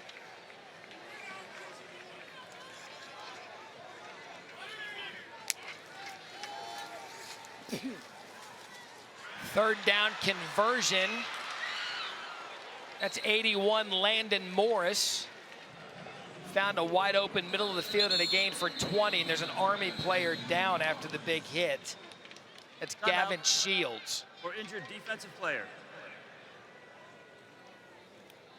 He took a big pop. Max DiDomenico's got the club on his hand. He's been missing. He hadn't been in for a while tonight, so Gavin Shields came in for him, and now he's down. And when you talk Army, and we were just going over their schedule and what's in front of them the rest of the season, this will be the one thing that could, I don't want to say derail, but kind of slow down a good season, because depth at Army, I mean, Coach Monken will tell you that. They roll so many guys in because the depth and the size issue. So you can't afford to lose too many players to injury. Yeah, and they're, looks like, he grabs right at it. And it is that depth, because they're a development program in college football world today. There's so much NIL, transfer portal.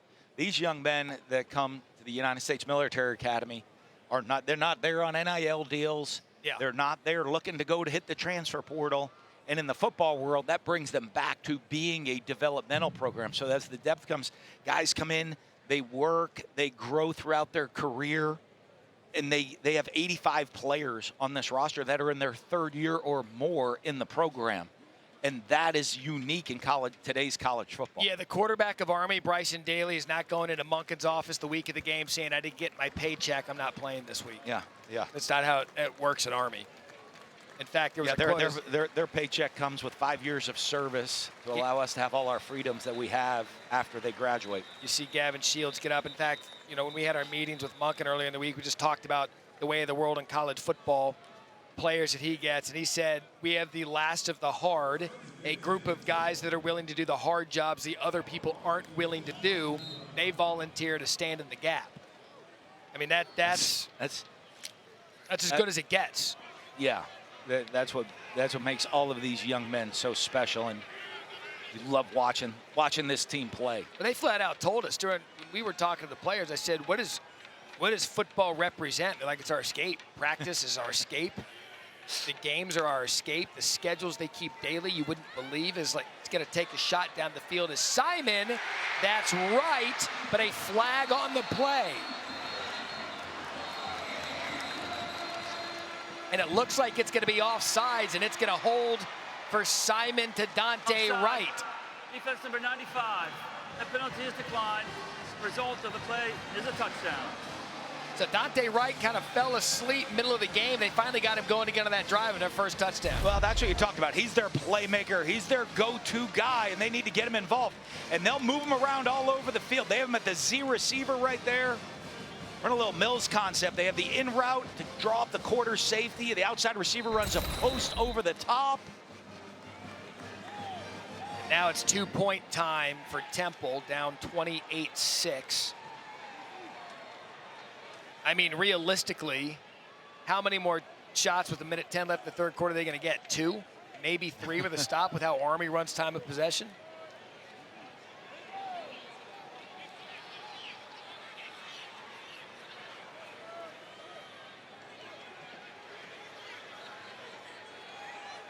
So 2-point from the left hash.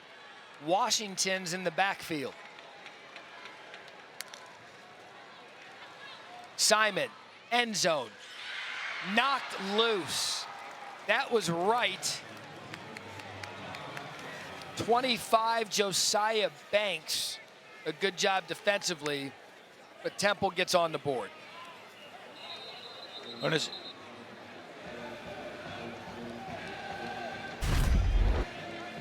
There's a great concept, and we see right. They want to move him around all over the field, and he's down here at the 0 receiver, but they're going to run a little in route to draw up the safety over the top, and you'll see right down here, he's going to come, he's going to run the post up over the top of that and get him one-on-one with the corner, and a great job stepping in the pocket by Evan Simon, laying the ball, not being nervous, throwing it to the back of the end zone, letting Wright run under it. Look, that little step up, shuffle up in the pocket, keeping his eyes downfield, putting enough air in it to let Wright run under it for the touchdown. And the 2-point conversion attempt to Wright. You see him over the middle of the end zone. The ball was put there, probably would have been out of bounds, but still a good defensive play by Josiah Banks. So 28-6. They have the hands teams in for Army right now, expecting a possible onside kick. Yeah, again, just knowing you're not getting many possessions in the game. Yeah, I mean, you're down to 2, maybe 3.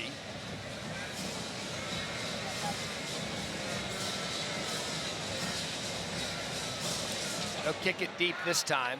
I'll go into the end zone for a touchback.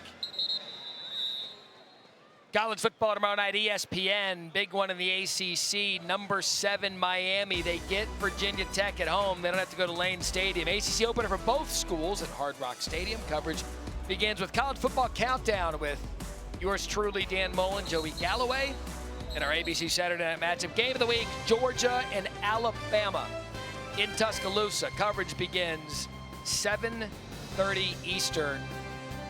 I didn't know they were playing that game this week. First I'm hearing of it. And I'll tell you this, if Kalen DeBoer and Alabama get this one at home, the rest of college football is going to realize that maybe the Alabama post Nick Saban thing that was going to bring everybody back to the pack, if he gets this win, it may not happen. Yeah, but to get the win, Jalen Milroe is going to have to come out and play a game against that tough Georgia defense. And then Georgia had the close one against Kentucky. Was it 13-12? 16-12. It was ugly. It was. But we've seen that from Georgia all the time. They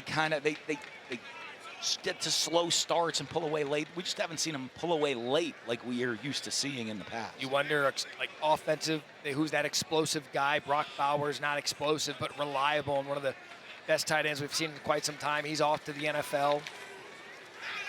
Ladd McConkey off to the NFL. It'll be fun. I can't wait. And look, I want to see what Kalen can do. We've seen it in the early part of the season, how many touchdowns he accounts for, but it's going to take a lot more than that out of Jalen Milroe. He gets it at home. It's going to be fun. I can't wait for this weekend. Conference play starting to start. Yeah, he's going to have to play at a high level. To beat Georgia, you want the explosive plays because you're not going to go on long drives against them. And Jalen Milroe can beat you with his arm, and he can beat you with his legs. You know who goes on long drives? Army. And they're doing it again. End of the third quarter, 28-6 in Philadelphia.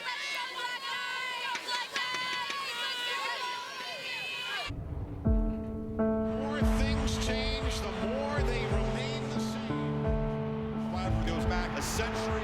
It's like Ali and Frazier. You go take what belongs to you. Let me in. Again, 7:30 p.m. Eastern on Saturday. ABC Game of the Year to this point.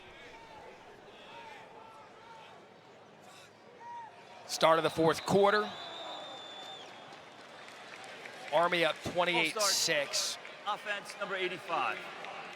5-yard penalty. Third down. You want to take a minute, extend our thoughts with everyone up in the Big Bend of Florida and the west coast of Florida with Hurricane Helene just wreaking absolute havoc. That whole area, it's going to go up through the Carolinas, and obviously, you know, football in that area of the country is the last thing on their minds. How it affects the weekend, we don't know, but certainly more important things going on than affecting football. So our thoughts with everyone dealing with that tonight through the next couple of days, and however long it takes. 3rd down and 8. Noah short. He pops the long touchdown. Flag on the play.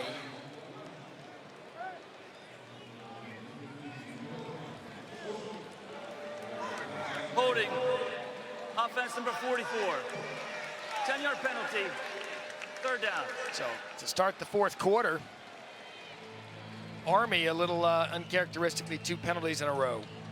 Well, and that's this is a drive of Temple coming off the score, having to get a stop to try to get momentum. We said they're not going to be many possessions. If they can create the 3 and out, even though with the penalties right here, that's what we don't see much out of Army, is those self-inflicted penalties. The false start on 3rd and short. Now the holding penalty after what looked like was going to be a conversion puts them behind the chains, and this is not where they want to be in 3rd down and long situations.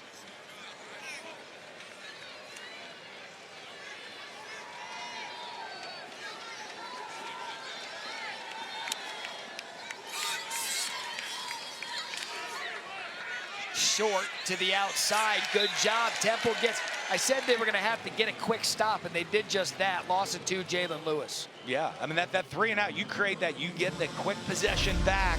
You know, they were down big last week and made the comeback against Utah State. Great open field tackle by Lewis to get them off the field.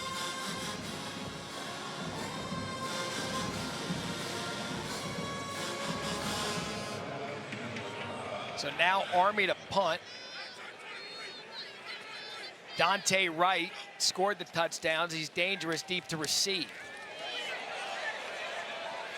And they're going to throw the flag. Punter was hit. Which one it is? A punt of 44 and no return. See if it's running into or roughing.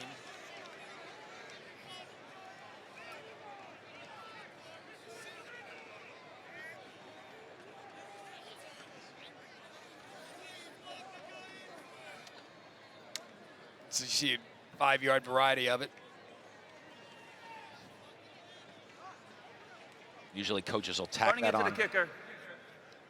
Defense number 23.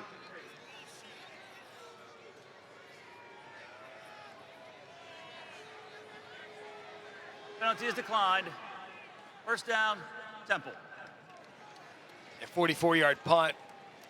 0 return for Dante Wright. So 28-6, the Art Museum in Philadelphia. It is all Army.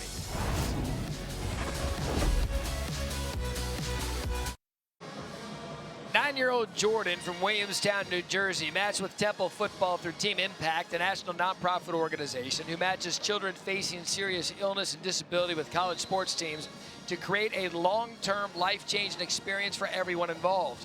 Jordan enjoyed his first season with the team. He was on the field as tonight's honorary captain for the coin toss.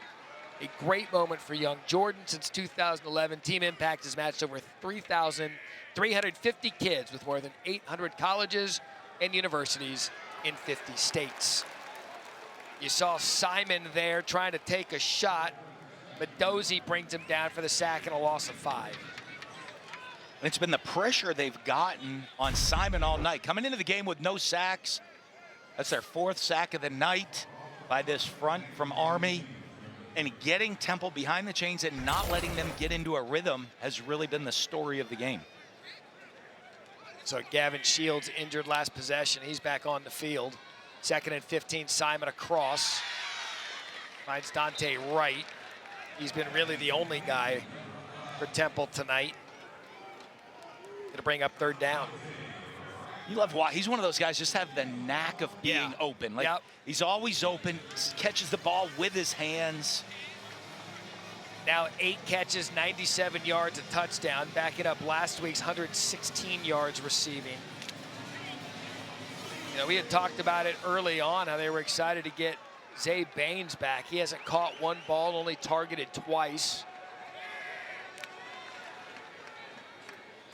Ooh, quick throw to the outside to Ashton Allen. That had pick 6 written all over it. I don't know how it got through. And it's a first down. For the completion. Live to and play the run. live to play another day. That looked like it was going to be an interception. Oh, that was as tailor-made as it gets. Somehow got through and it's first down. Chance Keith, it just went right through his hands somehow. Pressure again. Simon hit as he throws, incomplete. Trey Sophia, pressure down to Harry. Matt, we haven't seen free safety captain number 6, Max DiDomenico, for Army. He is obviously dealing with that broken hand that he has in a club. We were told that he can return. We haven't seen him in a minute, but he has been engaged on that sideline, as you might imagine, because we have been told he is obviously one of the biggest leaders on this team. Yeah, he was in early. And up 28-6, you're right. Gavin Shields, his backup, was out there. Simon has to avoid the pressure, and eventually it catches up with him. Khalib Fortner, no gain.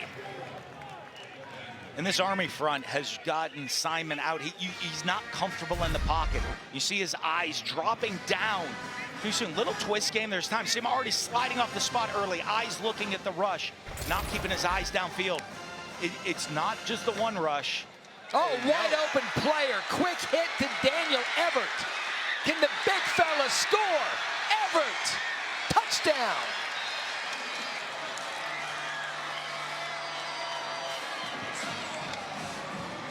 That escalated quickly. 54 yards later, after talking about the pass rush getting to him, Everett left wide open. This tackle by Jaden Mays, and don't look now, but Temple, 28-12, will go for 2 again. Yeah, and you watch, it's an all-out blitz, but they leave him uncovered. Just a complete missed assignment on the defense. You're not used to seeing that from Army in this defense. A complete MA, they leave him uncovered. Great job by Evan Simon finding him uncovered, and they're gonna go for 2 again. And he got rid of that 0.2 seconds wide open. So now to make it 28-14.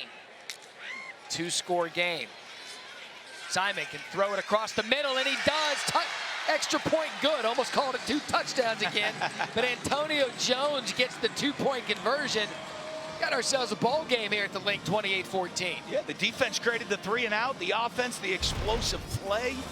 Great job by Simon finding the uncovered receiver. And the big man, Daniel Everett, does the rest, making someone miss, taking it all the way to the end zone, and we have ourselves a ball game here in Philadelphia. Reporting live from a solar eclipse, that be me. Performing Thank God and Jimmy Buffett. That ESPN Thursday Night College Football is presented by the refreshing taste of Twisted Tea Hard Iced Tea. Please drink responsibly. These are the running backs. Stan Drayton, Temple head coach, has coached throughout his career as a running backs coach. Matt Forte saw Ezekiel Elliott, Bijan Robinson in Texas. I'd say he's had a nice stable of backs to coach throughout his career. That's a quality group right there. It's probably maddening to him why he can't get one of his backs to grab the position like we were talking about earlier. But he knows the challenges right now. College football says his team doesn't have any quit. We saw it last week, and we're seeing it again here tonight. Now 28-14. On this kickoff, Army has the hands team in, and they're going to kick it deep again. Yeah, too early to think about an onside kick with 11-plus minutes, 3 timeouts, and you've stopped them nicely.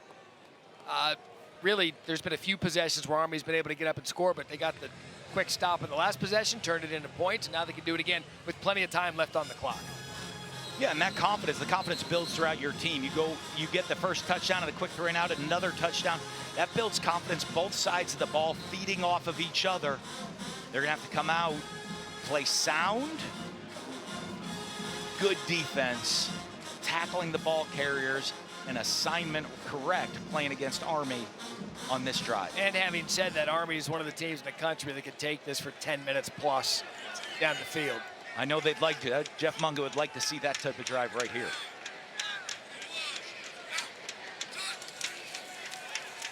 So Daly keeps it. Daly, plenty of running room up the middle. And that's a good start to the drive for him. Gain of 13.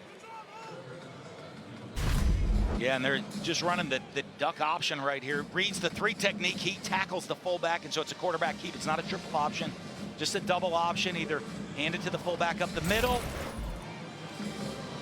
or the quarterback keeps it. The defensive tackle tackles the fullback. He keeps it, and he ducks up into the line of scrimmage behind him.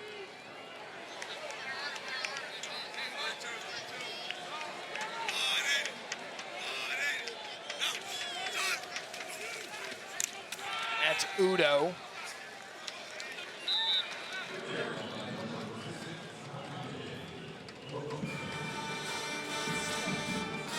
I'll tell you what, coming into the game, we talked time of possession. As of that play, 27 minutes, 13 seconds. Army 22-12 for Temple.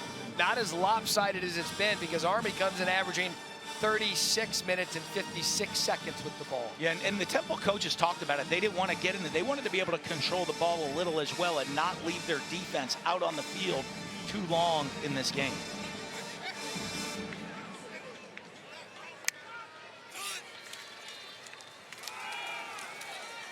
And there goes Kanye.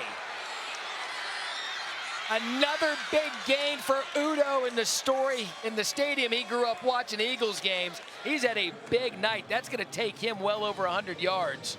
Gain of 41, 128 yards now for Udo. And you get into stopping all of the triple option. What does Army do? They come out 4 wide receivers, motion a back across, run basic inside zone that we see from every team in America. Great job by Jeff Monk and this offensive staff at Army.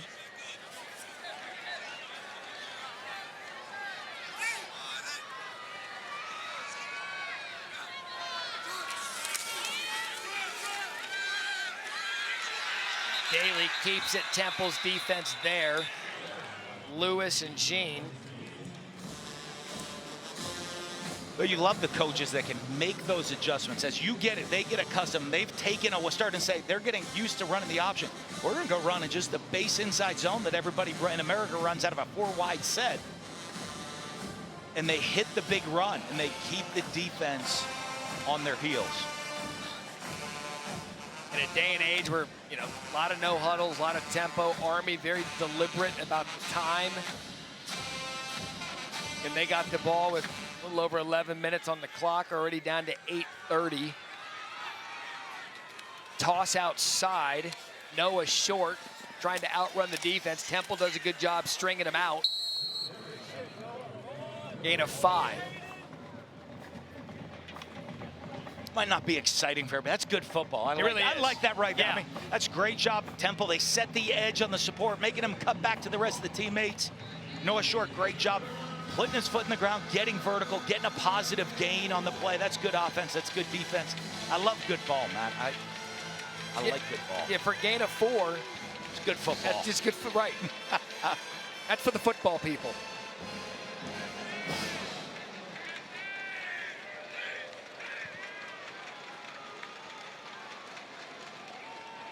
Daly. Daly. Another touchdown for Bryson Daly.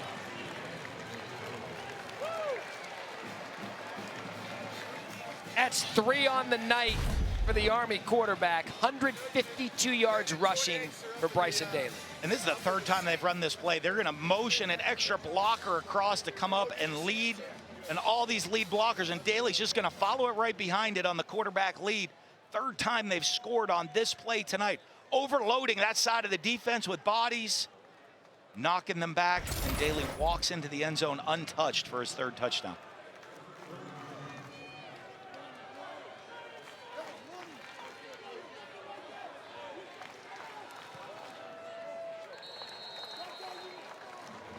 Six plays, 75 yards, and by Army standards, 3 minutes and 43 seconds, pretty quick. But Daly probably gave the game winner to Army. Well on their way to 4-0 here in Philadelphia.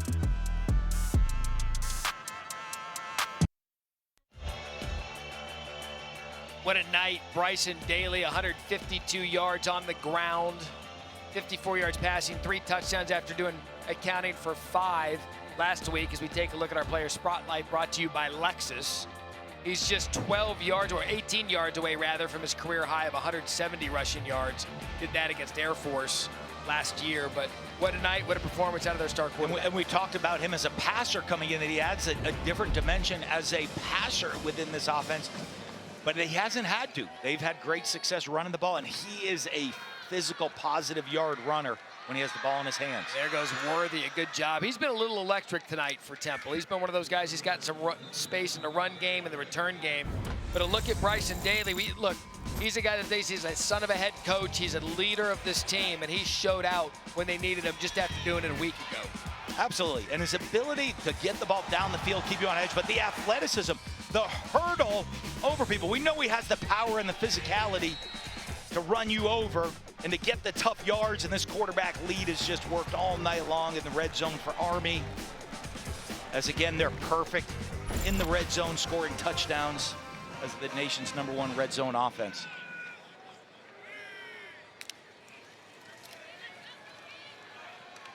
I mean, it has just been tough going for Simon all night long, and Kyle Lewis has given Army their 5th sack of the night.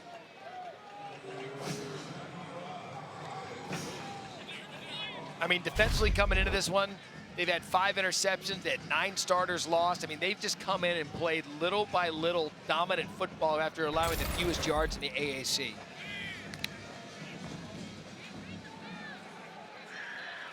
Screen set up to 81, Landon Morris. But this defense, you see flying to the ball, getting you behind the chains, getting you off schedule. The offense puts pressure on you. They've given up 21 points or less in 8 straight games. Haven't given up more than 14 points in a game yet this season.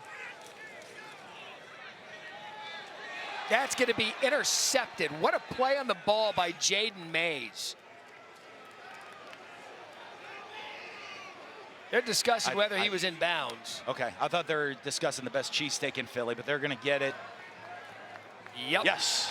They're going to give him the interception. It's an interception by the defense. Make it 6 interceptions now on the season. And that's what we talk about the Army defense. They sit behind you. Jordan Mays, they're in zone. They're going to keep everything in front of them. Evan Simon with really an ill-advised throw right there to the outside, trying to force the ball down the field. And Hayes jumps it and has his eyes back in zone coverage on the quarterback the whole time, able to make the interception, get a foot down, secure the catch. And I don't know if that was just miscommunication, Ashton Allen and Simon. Simon looked like he was expecting him to run a comeback or a deep out route right there and threw it to the outside. The previous play of an interception is under further review. All right, so they're going to go take a look at it.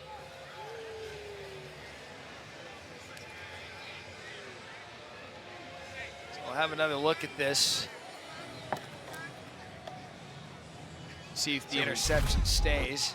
See if we can see some different angles. See if there's any movement on the ball. So he has a foot down. Yeah, the foot down is obvious. It's just the angle, whether or not I don't he has see the control. ball move at all right there, Matt. There's possession. There's 2 feet. Let's bring in our rules analyst, Matt Austin. Matt, we're both seeing interception good. What are you seeing? Well, I agree. His feet are down. My gut tells me that he didn't control the ball, but I don't think there's a good view showing that. As he rolls over and stands up, the ball looks like it's still moving, but that could be him trying to get the ball to the official. You just don't know. So I don't think it's a catch, but I don't think they can change it. You can see clearly the feet.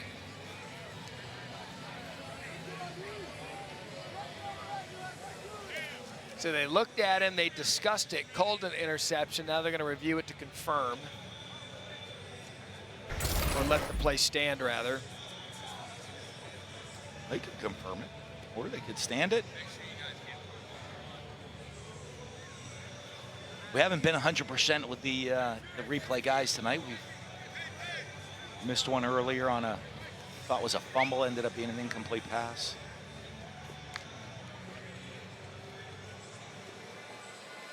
$35-14. halfway through the fourth quarter.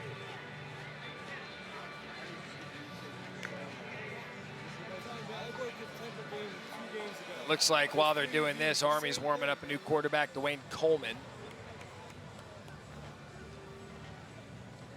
There we go.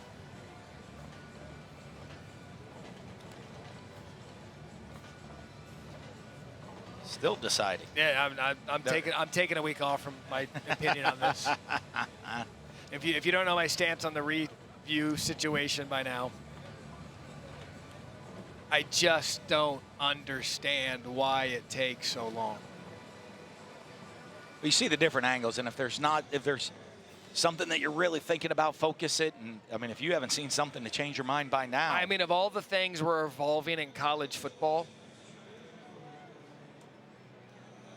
I mean, we change conferences every day. Yeah. Logged in, that's a $1 section for him first. After further review, rolling the field stands. Please reset the game clock to 6:33.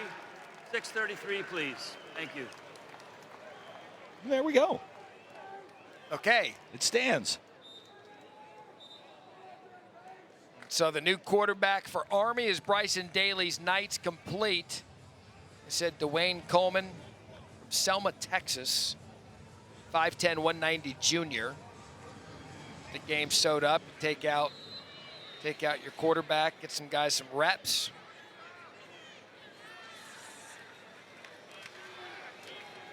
The new guy comes in. New guy does the same thing as the other one. Yep. One right up the middle for 7. Different versions of kind of that quarterback lead under center, mixing up the formations to do it, but creating an overload with blockers. Outflanking if you're in the Army right there, they're going to outflank them to the right side and run the ball. You talk about Bryson Daly. Look, you're at Army, and you've got a team full of leaders. And when the quarterback Bryson Daly, when the coaches tell us that he is someone that everyone wants to follow, he's the guy you want defending your country. To be that elite of a leader on a team full of leaders really says something about who he is. It's pretty special. I mean, you look at their day, morning formation and breakfast. That production operations management, officership, infrastructure engineering. Grab some quick lunch at Dean's Hour, then get a lift, go to meetings, practice, treatment, dinner, and then at 10:15 you can start studying. You mean when you were in Florida, guys didn't have that schedule? Florida players, yeah. Well, as a coach, Mississippi State, Florida, we'd have a similar guy. I know when I was playing at Ursinus, I definitely had that discipline in my daily life. I mean, just think of it, just I don't think like college football fans. I don't think there's, and that's why I love that Army was on a national stage tonight, all to themselves in college football, because I don't know that people really appreciate what these players do day in and day out. Yeah. I was talking to Monken before the game. He said before one of their games against Ohio State one year, he was doing a game day, just talked to some of the announcers, and he said, well, what do you guys do on game day? He said, well, like 10 of them are taking a physics test.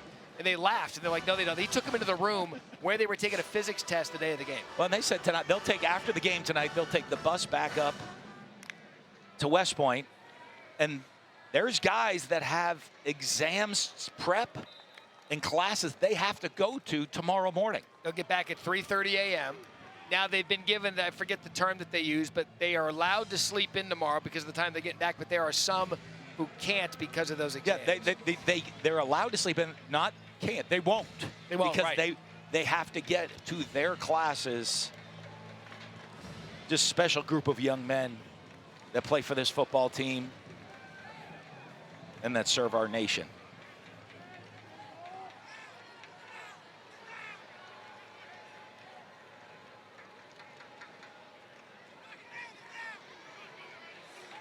And you'll get this being a coach as he muscles his way forward, just Coleman for a first down. The Army push, we're going to call it. The Army sneak. There you go. The Army push. The Army infiltration. The Army ground attack. These guys love football. Yeah. And you know what I mean as a coach. There are players that play at big-time programs across the country. They might be talented at football, but do they love the sport? Exactly. I've talked to guys before, and you got recruiting like, Coach, this guy plays football because he's great at it. I don't know that he loves it, but he's really talented. Or in the NIL world, he can make some money on it. These guys love the game of football, play for their love of the game. That's Samari Howard. So a good opportunity for a lot of guys to stretch that depth if you're Army. Jamel Johnson on the tackle. But really, until this new era kicked in of the sport that we're enduring right now, it really, you may have had an appreciation for Army, Navy, Air Force, just because of what they do after college for our country. But specifically now, in the day and age of the portal, can't transfer, they can leave, I believe he said, after their third year. Up to 2 years. Up to 2 the years. first 2 years, if it's not for them. Yeah, right. For academic and physicality reasons of everything they're doing outside of football. But you're not portal, you're not NIL, you're not, if you're Jeff Monken, you're not going into the portal and grabbing a quarterback. You're really one of the last true development programs in the country. The guy that you get as a plebe and a freshman, that's the guy you're developing for his duration at Army. And you see Jeff Monken, the success he's had, the programs he's built, the consistency he has done it at Army is pretty special. And I know he's done so much there. I think there's some schools around the country that really need to give him a good hard look as their head coach.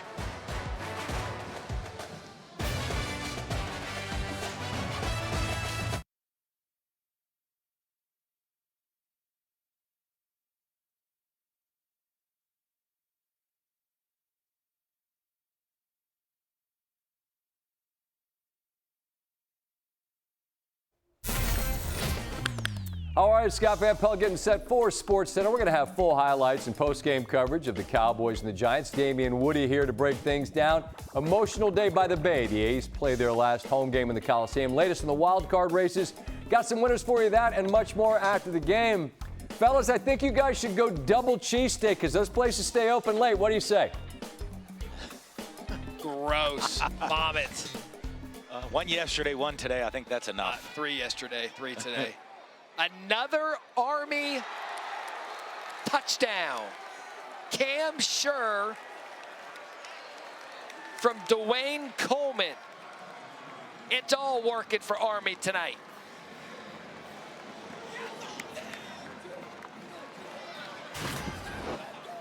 See the celebration, great job. Fake the pitch, a little naked. You see both tight ends off the backside getting open. Right over the top of the DB. Well done. Really well done. 2 feet.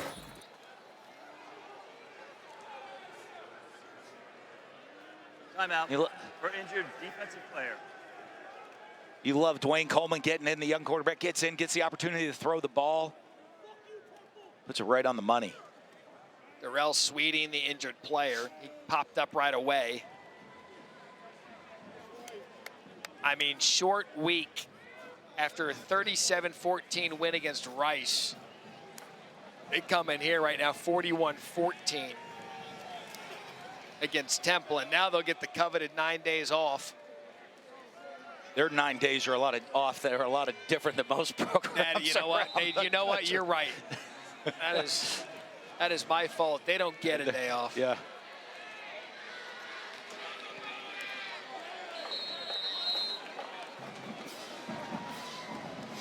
So again, schedule for Army. I mean, this is a good football team. And Todd, or just called him his cousin's name, Todd Monken. Jeff Monken's got a good squad going. And you'd mentioned something about him. It's worth bringing up. As you're watching ESPN College Football Primetime presented by Twisted Tea with Jeff Monken. He's a coach that I believe gets a typecast because of the offense he runs at Army. If you follow the sport, you understand that Army runs the offense they do because they have to, because of the athlete that they're bringing in is different than the ones you see across the country. I don't think Jeff Monken should be labeled based on the offense he runs at Army. He should label him by the kind of football program he runs and the success that he has. And that's why I believe, and I don't want to take it from Army. Army people are yelling, shut up. Yeah. But in terms of where he wants to go in maybe his career, he deserves a look at a big job at a big school because he can run a football program. Yeah, if there was a perfect offense, everybody would run the exact same offense. Great coaches put their players in position to be successful. And that's what Jeff Monken does with this team. And every year there's always little tweaks and things that he'll do with the offense. And just because they run option does not mean he's only an option football coach. I think you put him at any school around the country, he's going to look at the personnel. He's going to get them to play at an extremely high level, very disciplined football, physical brand of football, and he's going to utilize the personnel he can get at the school to run that offense or defensive system that fits best for that group. First things first, this group is going to move to 4-0, and right now a great start to their season. As you look now at our featured ESPN Plus game Saturday, Syracuse hosts Holy Cross at noon Eastern, TCU Kansas and Liberty Appalachian State 3:30 Eastern. To get it, ESPN Plus, go to ESPNplus.com or download the ESPN app.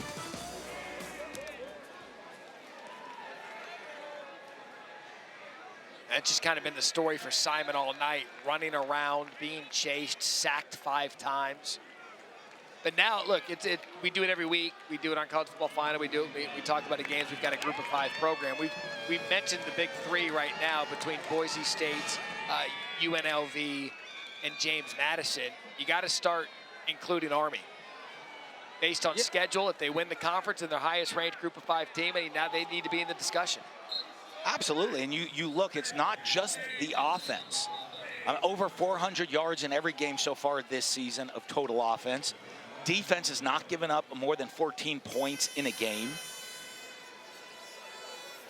They came in tonight averaging 356 yards on the ground. Tonight they have 412. There's no foul on the play. It's 3rd down. 412 rushing yards, well above their 356-yard average. Held Temple to 3 yards rushing, completely made them one-dimensional, to only throw the football, and then got after the quarterback with pressure and made him uncomfortable in the pocket.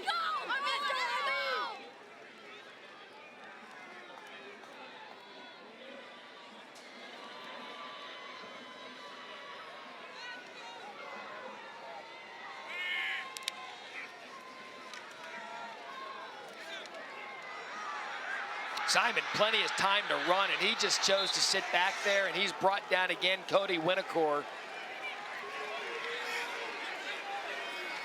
I mean, he had the entire side to run. That's 6 sacks on the night.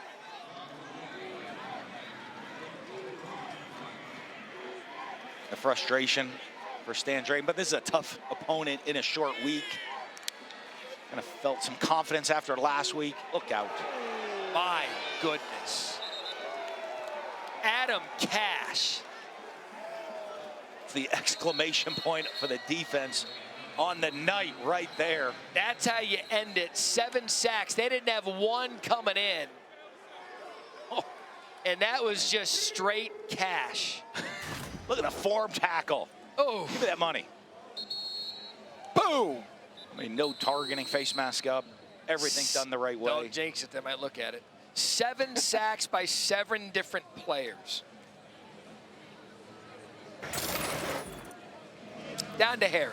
Yeah, Matt, that 6th one was by Cody Winocor, and he is one of the favorite players on this Army team. He appeared in 8 games for them in 2019 and 2020 before serving on active duty as a cannon crew member with Charlie Battery 215 Field Artillery Regiment in Fort Drum, New York in 2021 and 22. He attained the rank of sergeant and earned an expert soldier badge and attended air assault school. He decided to come back and finish playing football because he said he loved having the opportunity. And Coach Monken told us that he didn't just come back and blend in with the rest of the team. He became one of the leaders. And as you saw when they came back over here to celebrate, they love that guy. Yes, he's the best leader on the team. Some guys go into transfer portal. Some guys go on active duty. Yeah. I mean, that's what these young men are all about. Just absolute domination from Army start to finish. Now 4-0 for just the 3rd time in 28 years. 42-14. And up next at Tulsa with a chance to go 5-0 and stay squarely in the conversation for a Group of 5 bid. What a performance out of them tonight. Unbelievable performance, offensively, defensively, great dominance completely, and the 3-0 conference start, which is most important. Mike Griffin directed it, Joe Taylor produced it. It's been a good one here at the Link and a good time seeing Army play football. For Harry Lyles down to the field, Dan Mullen, Matt Berry, Jason Greenberg out and about. We appreciate you watching. College football on a Thursday night, 42-14 the final from Philadelphia. Now to Scott Van Pelt and SportsCenter.